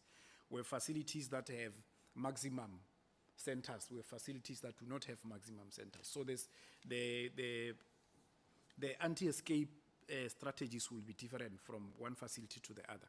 That's why our macro strategy should be broad enough to accommodate those conditions. If we are now to be very specific, it will not be possible for the correctional facilities to plug in and customize their own security strategies to address their environment.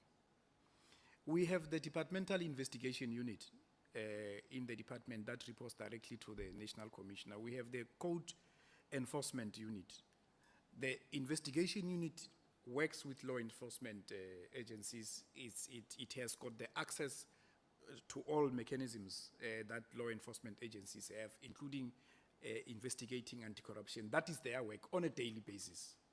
The Code Enforcement Unit takes over the investigations and plays the role of a prosecutor for us to be able to unleash disciplinary processes. But also the Code Enforcement Unit works with law enforcement agencies now on the side of making the point that we now do criminal investigations if the Departmental Investigation Unit makes that recommendation. So, and both these units, as I've indicated, report to the National Commissioner. There is no official in the department, including the National Commissioner, who can stop these units from doing their work because they are empowered by the Correctional Services Act. In fact, the Act has got a provision that says that any official who tries to obscure their work, the unit can open a criminal case. That's a mechanism that ensures that their independence is secured. We agree with the fact that inmates are better placed to be whistleblowers, but I did indicate the risks that we face. We work with them on a daily basis. The security policy in its introductory phases actually indicates that we are managing an intelligence-led security environment. So we make it a point that on a daily basis we work with information, even from each and every cell that we have in a correctional facility. We try and make it a point that we have the information that we need so that we are able to know what is happening in each and every cell. But Honorable Chairperson and honorable members, we will not be able to get into the details of such because, again, it endangers the same whistleblowers that we work with for us to, in a public platform like this, start saying exactly how do we deal with collecting information and how do we protect them.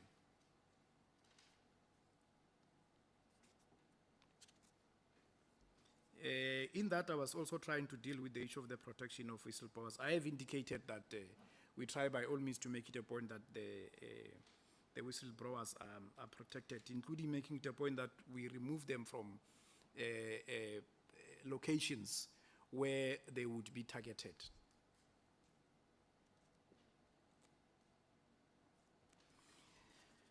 The issue of contrabands, we have a strategy to deal with contrabands and other areas of security.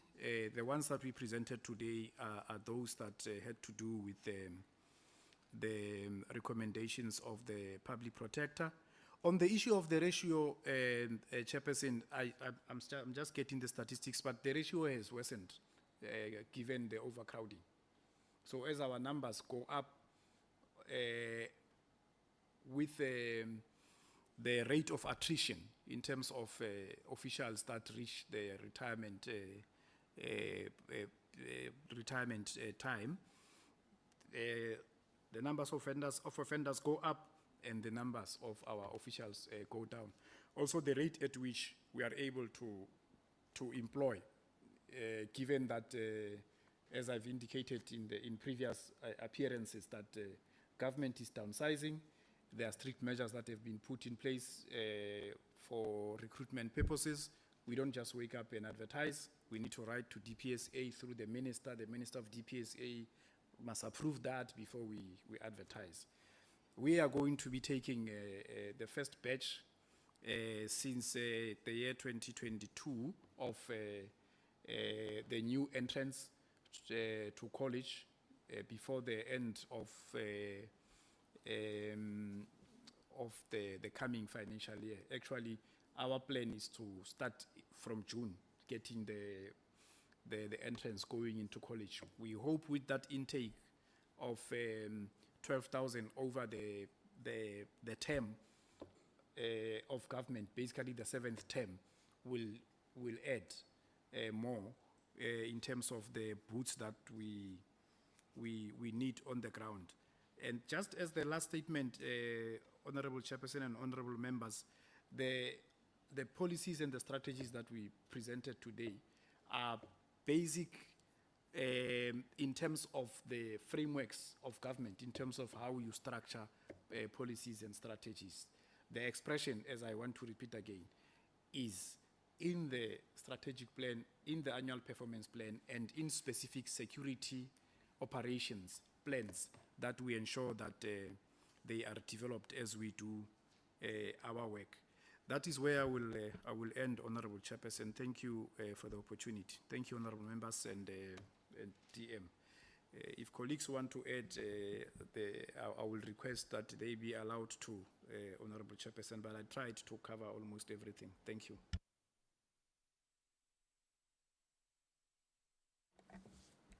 I think, Chair, our members are saying they have been covered with what the National Commissioner has responded to. But Chair, I must respond to these. I think it would not be good for members of the portfolio to say to the committee, you should have just go through your virtual meeting and not come here. As a department was subpoenaed by the portfolio. And when the portfolio requests the Department of Correctional Services to appear before itself, we shall do so, Chair. Irrespective whether how little or big the issue or how small is our delegation, key is that the department will respond with the issues that the chair has requested the department to come and brief. And Chair, I think we must correct this notion that we're here, it's a primary school presentation. No, we were requested to come and brief the portfolio committee on the action plan, what we've done in terms of public protectors reports that has been given to us, and whether we've complied or not complied with those paragraphs. And indeed, as a department, we acceded to that. So it cannot be correct when we're here to report back as a portfolio, we're said to be bringing a primary school presentation. It will be very wrong, because we acceded to the expectation to say, as a department, come and report on this. And some members acknowledge that we appreciate that we have complied with the timelines of the public protector, whether primary school or no primary school, but we have complied. And those policies, remember, were there, Chair. We had to go back and review because an incident has happened. And why do we have this clause to say we must review these policies? It's because everyday circumstances, how we operate, how we function, it changes. It needs you to go back, review your strategy, reorganize yourself, plan for these things that were not there. And that is why we had to go back and review and submit this presentation, Chair. So I don't want to make this portfolio committee meeting as if it's not important. It's of a lesser important. It is key for us as a department to come and appear, because we remain accountable before this correctional services portfolio committee. And I'm happy, Chair, that you covered that. We've submitted our reports timeously, because I was worried to say, hey, nango ke muela manje. Funa ukususa violence. And I think if it's your own mistake as a member, not following up, not reading, and not preparing in time, sometimes you must be careful of the remarks you made publicly so. And the other matter, Chair, the issue of whether we are, there's matters that has been thrown in at us as a portfolio, and the National Commissioner has dealt with. We were in this portfolio when we brought a plan of takeover. We presented it fully.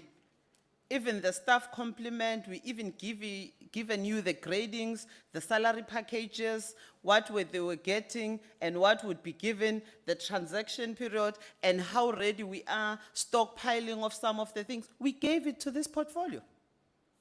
And I think it would be good that as members come and join, or their alternate, they do their homework also, so that we're not seen as if as a department we did not do our work. We did our work. A portfolio committee was briefed. But I think the commissioner has given that we said we're taking over, even when the court can rule anytime we are ready.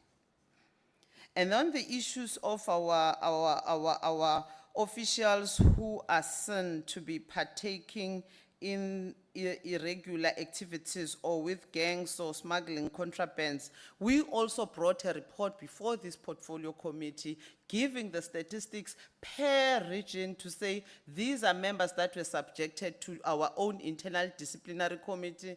These are the members that have open cases. These are members that are still in courts before attending. These are dismissed, and so forth and so forth. And that report was brought to this. I think those reports, members, it is key that they do attend to those matters and go through them. I think on the issues, I will not respond because the NC has covered me to say, we are a department that hosts communities that the Court of Law has given us. And some of them, and most of them, they are not there because they've done good. All of them, they've done bad. And every activity, or whether it's medium C, medium B, or whatever, we have these plans in place. But policies are policies to guide, but as we go down and work, there are procedures. And I'm happy that, Chair, the National Commissioner has said it, because I was worried when Honorable Daniel said we leave the patient in hospital.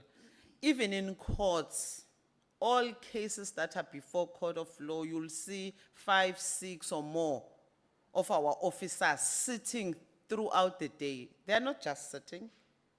We have a plan. We cannot disclose it, but they are doing their work and transporting. And I once responded to other members of Parliament who were saying, when we transport them back to courts and to our facilities, these blue lights is like VIPs. It's not VIPs. Those are dangerous people. And we must up our security in case we are being ambushed. In case anything happens, we must be prepared as a department. But I think those things to say at hospital we are not guarding them, it's not coming up clear.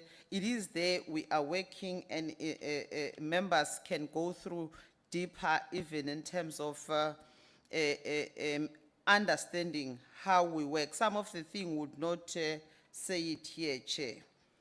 And I must indicate, Chair, that in terms of our standard operating procedure, we have indicated that it has reduced escapes. It has reduced some of the things previously when we reported, because those standard operating procedures, those emergency security teams, like you said, the commissioner is wearing an EST t-shirt you would wish to. It's a task force that was established to deal with these tendencies that are not fine within our facilities.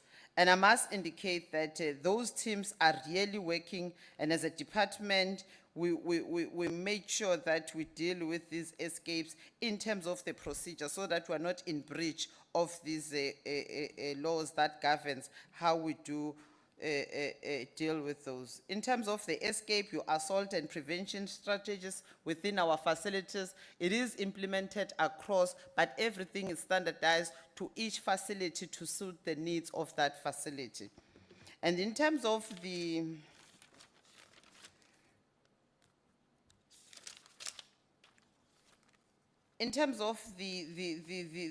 fence, I think the parameter fence has been indicated to, but I think also to say KZN has just used 7.2 million for a scanner while they don't have. We also reported on the programs of the infrastructure projects that we have and what is budgeted for and what is not budgeted for. But I think the matter raised by Honorable Ngaba, it's a matter that as a department we've heard. We'll follow up on what has happened in that. Is it worth that much, or is it just media sensation? Because some of the things, honorable members, we must be sure of what is reported in the media and what we give you as a department in terms of dealing with that. Yes, workshops and those things must be done in terms of curbing and making people not to be corrupt. It's part of the procedures that we do to teach our people, and as they enter the system also, those are part of the things that we do to induct them within the department. And I would not speak to the whistleblowers because they have been dealt with. And on the last issue, Chair, On the last issue of gangs, also there's a strategy that we presented on dealing with the gangs that we presented here. Would also, if members don't have, we'll share that also, because we deal with gangs at various levels because they differ and what they do, which we have. But anybody who works with the inmates to smuggle or be on their payroll, if found, we open cases. We have a team, what is that task team that is called, that is with the police and everybody, where we deal to fast track these things, because we're having the resistance from SAPS in terms of opening cases when the drugs are found within our facility, to say they are of a small amount, it's not to a certain kilogram, to say, but it is a contraband that has been smuggled. Assist us in opening cases and charging those so that they are being charged. But I must indicate that we don't transfer those that have done wrong from one facility to the other. They are taken through the process. And I must indicate that as a department, lastly, as I conclude, we've celebrated Utata Madiba in Drakenstein on Saturday. We had a race on Madiba. We were there. It was going to be good next time that we invite the portfolio committee to take part in that 5-kilometer walk and 10-kilometer and 27-kilometer walk to freedom, Yagatatu Madiba. I think next year we will make sure that we reach out to portfolio committee members so that also they see these security features that we present about, the good that we're doing within the department as we try and prevent these inmates to be good citizens. What are the things that we do there in those facilities? Thank you very much, Chair.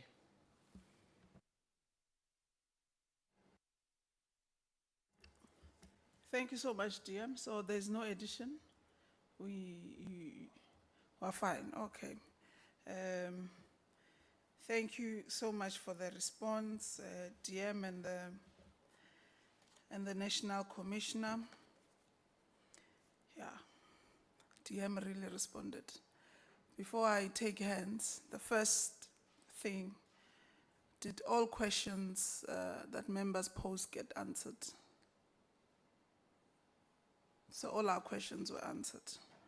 So now would go for follow-up questions.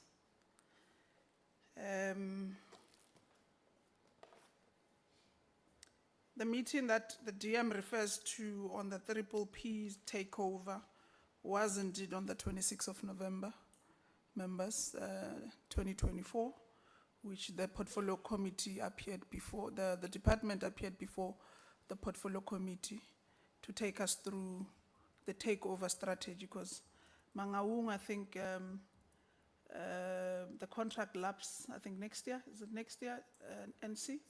2026, and then Kutamas in Tumule would be 2027. But bearing in mind the nature of Mangaung, the department had to come and present on all those nitty-gritties. Yeah, I was trying to get a date on the issues of suspensions, investigations. We did equally have a meeting on that. Sia was looking for that day so that we can equally confirm those meetings. But members, follow-ups, Honorable Carl, Mrs. Ngaba. In that sequence, thank you. Thank you, Honorable Chair. Honorable Chair, just to clarify, I'm well aware of the briefings that took place around privatization, and I am in the habit of doing my homework when I come to a new committee. The particular reason why I asked the questions was to get clarity on the understanding that privatization in itself, as far as I'm concerned, is a security risk. And I'm very happy with what the Commissioner shared with us when he said that there are no plans for further contracts. And I sincerely hope it will stay like that. Secondly, Chair, the Commissioner talks about the limited resources that are available and that impacts on the problem of escapes. Commissioner, I hear you. But I want to emphasize to you that the main reason why there are escapes is because of corruption and because of the corrupt action of officials.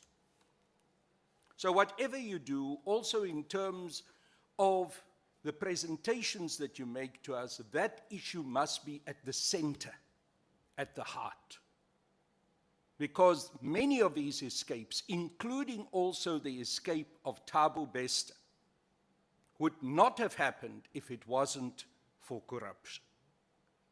So I plead with you to deal with that issue in more detail, especially in terms of how you practically are going to deal with it.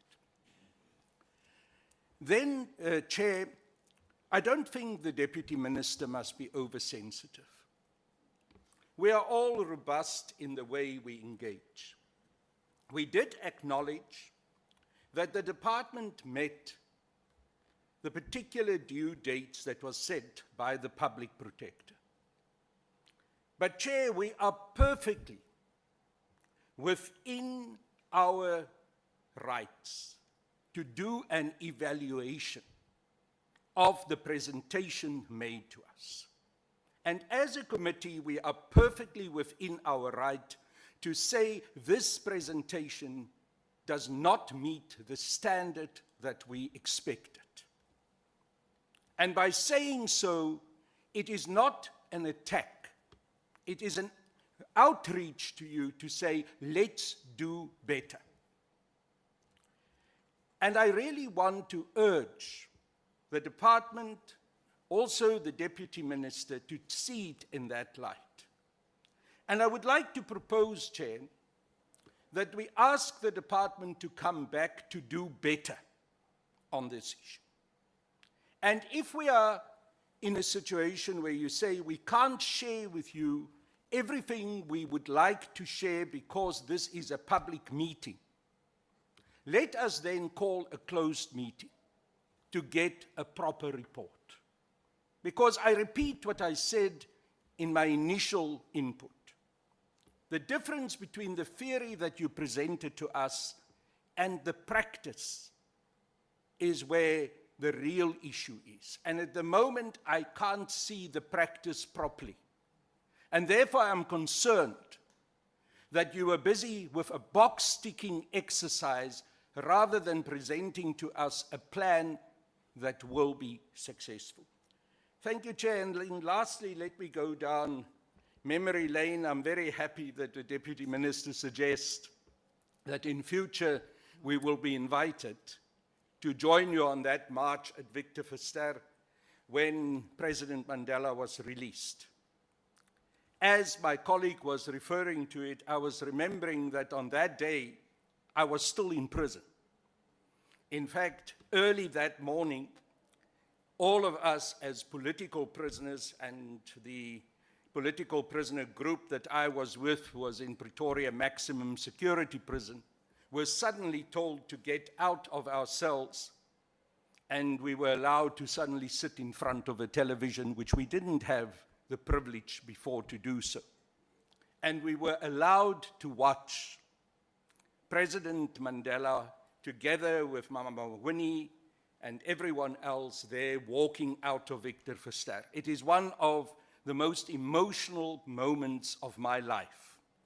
And I would love you to also allow us to share in that walk in the future. Thank you. And thanks also to my colleague for having reminded us this morning that this is the day that President Mandela was released, because it brought back so many very important memories for our country. Thank you. Mrs. Ngaba? Thank you, Chair. I just want to clarify the point I was making about the perimeter fencing, and then I do think the DM's response requires addressing.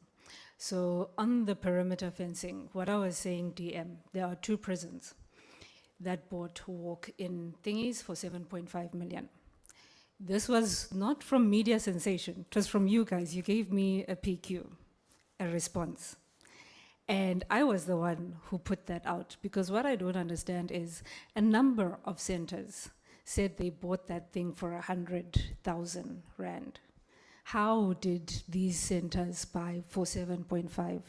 And it's linked directly to perimeter fencing, because I agree with you, perimeter fencing is essential. Who signed off on the decision to buy these machines for 7.5 million when there are no perimeter fencing? So I am going to be chasing you guys in PQs. I'm just giving you a heads up so you know what's coming. As to your responses to us, because the DM gave us a bit of a lecture about their obligation to be here. And I also want to say, DM, it's not enough to say to us, you were called here to demonstrate that you complied with the public protector. It's true. You did put together the reports and you put them in on time. The job of the executive is not to compile reports. You guys don't get the money you get for compiling reports. The job of the executive is to do. You are the doing arm. We pass the laws, we give you budgets, you do. All we are asking is that when you come here with your reports and you tell us you are going to do workshops, we need to know that thinking has gone into it. Thinking that is commensurate with your salaries. When you do workshops, why are you doing them? When are you doing them? What is the content? How are you going to measure its efficacy? If you are going to tell us, a national commissioner, that there is no money for perimeter fencing, that's not an answer. Say to us, there's 120 prisons without perimeter fencing. To finish them over 5 years, we have to do 24 a year. 24 a year will cost 1 billion rand. Now that is a time frame and quantifiable amounts that we can help you to make that argument in 2 weeks' time when we start talking about budgets. But you cannot come with reports and then say, we complied, and that's your job done. It is not the job of the executive to compile reports. This is not what we came for, to hear reports. We want to know what you're going to do to change the situation. Thank you so much, Mrs. Ngaba. I'll speak after everyone has been responded to and everything, so that we don't set a wrong precedent in portfolio committee meetings with what we have seen. DM, National Commissioner.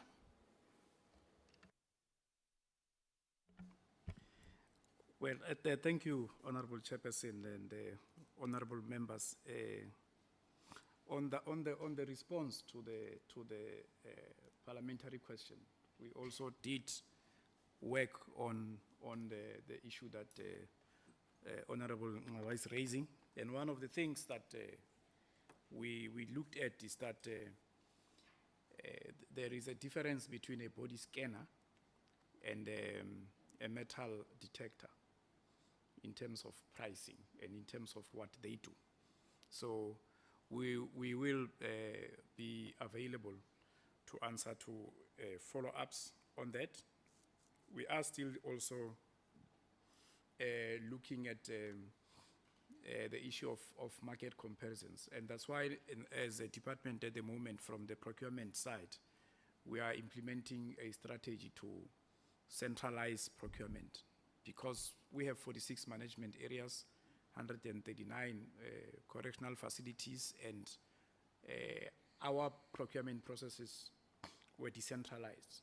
So because of that, something that costs this much in Gauteng would cost something different in KZN, and the policy of government is localization. So there are those issues, but we will be available to provide further details. The point that I wanted to underscore is that, again, there will be a difference between a plan, a strategy, and a policy. I agree that a strategy and a plan will have, timelines that are definite, but policies are time-bound in terms of the term. That's why we have indicated that the time at which we'll be reviewing a policy. implementation of a policy is through a strategy and plans. And I've even spoken to micro plans that talk to specific security operations in correctional settings. Honorable Chairperson, just to go back to the issue of the ratio, the normal ratio is actually 2 to 5, basically because we're supposed to implement a buddy-buddy system where a correctional official cannot do any work that is directly related to an offender alone. They have to be two, so that if anything happens, the other one can be able to assist. That is 2 to 5, but at the moment, the current ratio is 1 to 20, given overcrowding. It's not 2 to 20, it's 1 to 20. That's how thinly we are spread. That is the risk and the danger our officials are exposed to in the context of ensuring that whatever we have planned to do, we accomplish. The type of performance that we report to the portfolio committee is informed by that. On the issue of the parameter fencing and the costing, we have that information, and we can provide it. One was answering questions on the basis of the brief that we received for our appearance today. Thank you, Honorable Chairperson. Thank you very much, Chair. My intention was not to give a lecture or to respond, but when it was said to be primary school reporting, I think it hit hard on me. And I must indicate to say we're wasting taxpayers' money. It's a bit unfair when we're reporting. Maybe I took it too far. And it's because we try hard to work and report openly so. And a little bit of, that is why I indicated, Honorable Nehouse, to say some members of the portfolio acknowledge that we have complied, we have reported, but the action thereof, and we unpacked further those reports. I think that's how maybe we should take it. But Chair, I must indicate that just to put on record for members who were not there when we were briefing, we have presented that time to say our contract with Mangaung lapses 30 June 2025. And the one for Kutama is 30 June 2026 for Mangaung, and 15 February for 2027 for Kutama. And also we appeared before this committee where the chair invited us, and our agenda was for the 22nd of October, a briefing of the Department of Correctional Services on human resource matters, including filling of vacancies, disciplinary matters, and suspension. And also, another item was about the backlog in terms of the parole application. So that meeting, Chair, the date you were looking for, it was the 22nd of October. And I must indicate that those reports, they give those details in terms of that.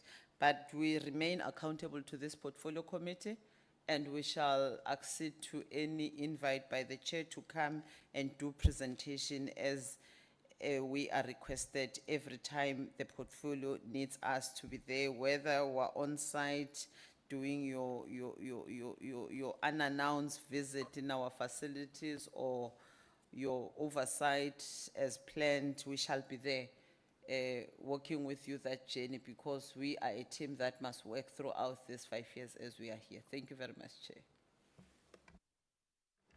Thank you so much, DM, and thank you for the response, both the DM and the National Commissioner, equally the whole presentation that was made. Members did receive all the presentation prior to the meeting, and in actual fact, it has been the nature of this portfolio committee that we require documents 7 days before the portfolio committee sits, and the department has been adhering to that request. We've never had a situation where it might have been one incident and it was corrected. Then from there, we've been getting reports. It might be earlier than 7 days, but there has been adherence to that. And we pray and hope that we keep to that adherence, Commissioner and the DM. We also applaud and commend that you managed to submit both the escape prevention strategy, including the anonymous anti-corruption reports as requested by the public protector on the set deadlines, which was the first one was on the 31st of December and the second deadline was on the 31st of January this year.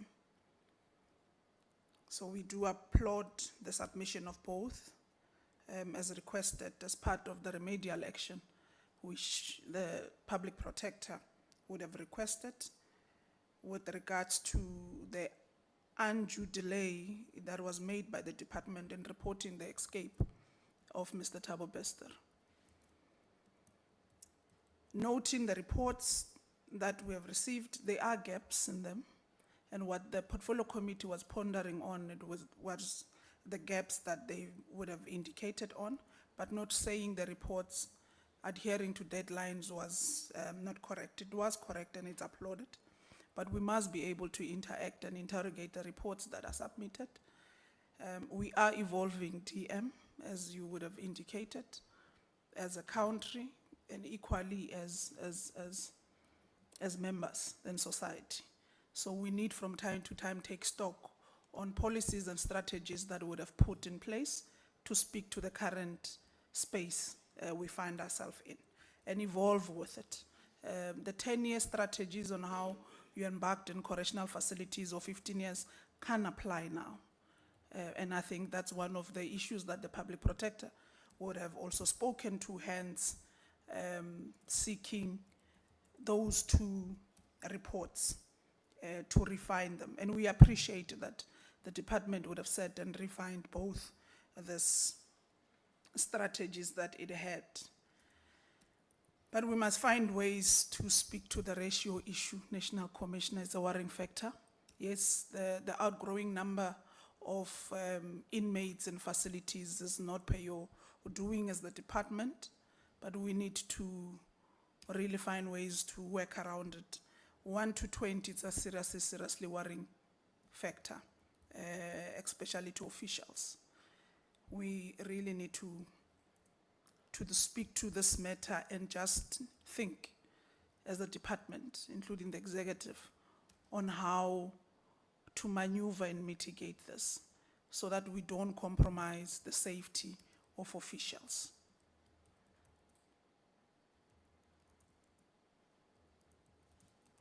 We equally need to pay attention to the Mangaung Correctional Facility since its contract end date is in June. So it's 4 months from now. So we really need to pay attention to it. Is it next year? Please. When was the court date, National Commissioner?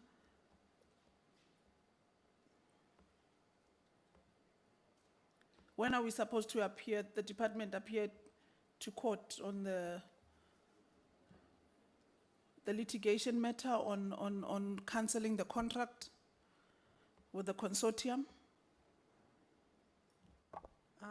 Thank you, Chairperson. I think we've got a date around March.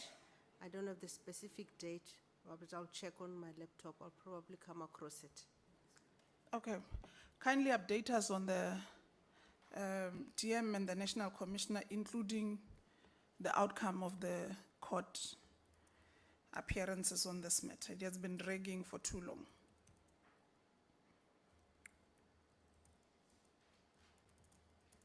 Let's try to, it might have been that we have submitted to the public protector, but where possible and identified gaps, let's try to refine them for the department so that it assists also in mitigating escapes. Yes, there have not been a lot of escapes, but let's not preempt them and have them. But let's refine them so that we do not have. When you appear before the portfolio committee for a certain quarter, then we find the report saying 0 escapes. So I've spoken to the security matter, the gaps that must be tightened, and make sure that all the strategies that we've been speaking to gets implemented. They just don't become a theory, but in practical they are non-existent. And also apply the consequence management, especially to officials that are found on the wrong. And this must apply at times. The issues of investigation, 180 days that we've spoken to, let's try to minimize it so that we deal with consequences of those officials. Those who are found smuggling contrabands, if it's immediate dismissal, let's do that. Because it's indeed correct that escapes are a mere effect of corrupt officials. Not all officials are corrupt, but there are those who are corrupt and who are assisting in the process of the escapes. The Thabo Bester matter, it was a pure officials assisting an inmate to escape. And those who would have followed through the inquiry would have known on issues that came out of that inquiry of 2 days. The whistleblowing strategies that we have spoken to, let's also try to speak to the Department of Justice, National Commissioner. At some point when I belonged to that portfolio committee in the 6th term, it was equally also speaking to the whistleblowing elements and also try to amend it so that whatever happens, we do protect whistleblowers. So let's borrow from the Department of Justice so that what you do equally can speak to one another. We again support the decision to not extend contracts of triple Ps when they come to an end, 2026 and 2027. And they must find the department ready to take over and maintain the status quo. And when we mean the status quo, we don't mean the status quo if you find there are corrupt officials. No, maintain the status quo on not having overcrowding in facilities. The skills programs that are running on those facilities to still be maintained. Outside the overall Thabo Bester matter and so forth, the triple Ps are running quite efficiently. The security strategies and spaces are very good. It's just that they are rotten officials that makes the whole process to seem as if it's not working when it is working. On the new entrance of learnership, National Commissioner, the department will appear before the portfolio committee. I'm not sure on which day, but it's this quarter on the issues of learnership. We had requested last year from the department a report on learnerships when the new entrants were supposed to be made. And this was on the basis that when I belonged to this committee in the 6th term, the matter of learnership was brought to the portfolio committee, but still up to date, nothing has happened to it. And we still don't have the new recruits of learnerships. But there was an advert that had gone out. We did request a report on this matter when we met last year, and till to date, we have not received that report. So the department will appear before the portfolio committee on this said matter of learnerships. The committee secretary will give you a date on that so that you then take the portfolio committee through all your plans on these new recruits. When are they supposed to come in? And when are you going to start with the colleges and so forth? So that equally also is the portfolio committee abreast on this matter. But overall, we appreciate the adherence of the department, the executive led by the deputy minister to appear before the portfolio committee when called. Parliament is now physical, full-time. So meaning the portfolio committee is equally moving to being full-time physical. So on matters that requires we meet virtually, we will meet virtually, but we must make it a form now that we formalize going back to normality as Parliament has done. We are now appearing every day in Parliament. When we leave here, we're going back to the House. So it's a full-time basis. So there must never be an exception of us making it sound as if there is a favor made on the other. There are no favors here. We're all of us here to work. And the sooner we get it, the better for all of us. We're here to work. Every Tuesday, there is a portfolio committee meeting. If it's the department that is supposed to appear on a specific item agenda, it will appear before the portfolio committee. If it's JICS or it's any internal matter that deals with the portfolio committee, it's set to that extent. So we must familiarize with the new normal. The 2021 normal, it's gone. And this was a decision taken by the Chief Whips Forum, that Parliament is now officially physical. That's why there is a dome that we sit in.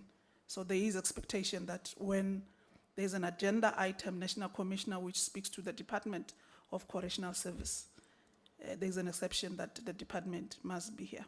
And we appreciate that you have been doing that when called upon, whether it's virtual or it's physical. You have been coming through, bearing in mind the budget constraints and so forth that you need to look into. And again, it's appreciative that you need to, the issue of bringing a huge delegation of about 20 people, who amongst them only 2 or 3 speak, it makes no sense. So it's important to bring key people that speaks to the agenda item so that they assist in questions and clarities, so that equally it assists you to mitigate cost in doing that. So we will have a portfolio committee next week, which would speak to contrabands and outlook in all facilities. We had an outlook of smuggling of contrabands in certain correctional facilities. Those who have been in the Gauteng oversight, Goodwood as well. So the meeting would have an outlook picture of the whole country, all facilities. I think it's 243 National Commissioner facilities that you have. So it will be on a basis of 243 facilities of smuggling of contrabands, and what is it that the department is doing to mitigate the smuggling of contrabands. The question I would have asked Commissioner on contrabands contributing to the escapes, it will then be relevant in that portfolio committee. You did not answer me, so I left it to say I will still meet you next week to speak to that, to that matter. Let's make sure that whatever is due before the portfolio committee, we do adhere to it. And equally, let's appreciate that all questions that are posed by members from the House, they do get to be responded to. I know from our side as the portfolio committee, we don't have any outstanding question. All questions have been answered. Let's maintain the status quo, even in this quarter and the next coming quarters of the portfolio, including the NA in terms of questions. And let's make sure that questions that we answer to members for the House are a true reflection of what is currently happening in the department. Because we had an instance where a question was answered in the House, which was a contrary of what we received in the portfolio committee. And we then put that matter as an item last year. You would have remembered on that. What the minister answered in the House, which was a question raised by Honorable Engelbrecht, and what would have received from the department when you appeared, there were 2 contradicting questions or responses. So let's make sure that what gets to be responded in the House and what gets responded to the portfolio committee, they talk to one another. If they don't, we will summon the department to provide clarity and actually give us the correct answer to that, so that we are not found in a situation where we are responded to for the sake of being responded to. We have sought legal opinion on the extraction of the withdrawal of parole that have been given to, I think it's 2 members. And we're doing this for the portfolio committee not to find itself wanting in future if we get complaints. Already they were sitting with letters of complaints so that we know our position as the portfolio committee. Once that legal opinion is ready from the legal department, we will have an internal meeting as the portfolio committee to speak to it before we can then invite the department if there is a need to it. That's one. Two, we have sought also a legal opinion on the issues of the foreign nationals, inmates in facilities. On the matter we've spoken to in the last portfolio committee, which also speaks to the Correctional Service Act 73, subsection A, subsection B, that the Deputy Minister mentioned of, and the role of the portfolio committee in amending those, and how do we get the ball rolling on that so that it does not become a cosmetic thing. We come in the portfolio committee, we speak, but there's no action to it. There would be more action this year, I've indicated when we started last year, in terms of the work and adherence to making sure that commitments that are put before the portfolio committee do find expression and they get implemented. So once those legal opinions are ready, the committee will have discussion, the portfolio committee internal meeting, and then invite the department on a way forward and how we can start getting the ball rolling. So those are the parting ways with the department and members. Whilst we are going to get ourselves ready for the 2 o'clock meeting, we hope that whatever is said in this meeting, we say it in cognizant to one another and not being personal. We are here, or duty bound, all of us, to work and assist in the work of the department. But it's important also that as the department comes and reports, it gives a true reflection and the state of what's currently happening in the department. There would be an oversight that the portfolio committee is going to undertake. So the department will get a full report on it next week when you appear before the portfolio committee on contraband. Immediately then you'll get a brief of the oversight and the program that the portfolio committee set on that oversight. So members and the department, thank you so much for coming through. DM, any parting words? No, thank you very much, Chair. Let's appreciate the opportunity given as a department to come and appear before yourself. We really appreciate it. Thank you very much. Thank you so much, members and the department. We'll meet again next week. Members, we're meeting in the house, but we're staying a bit now for us to have our internal meeting. Thank you so much. The meeting stands adjourned.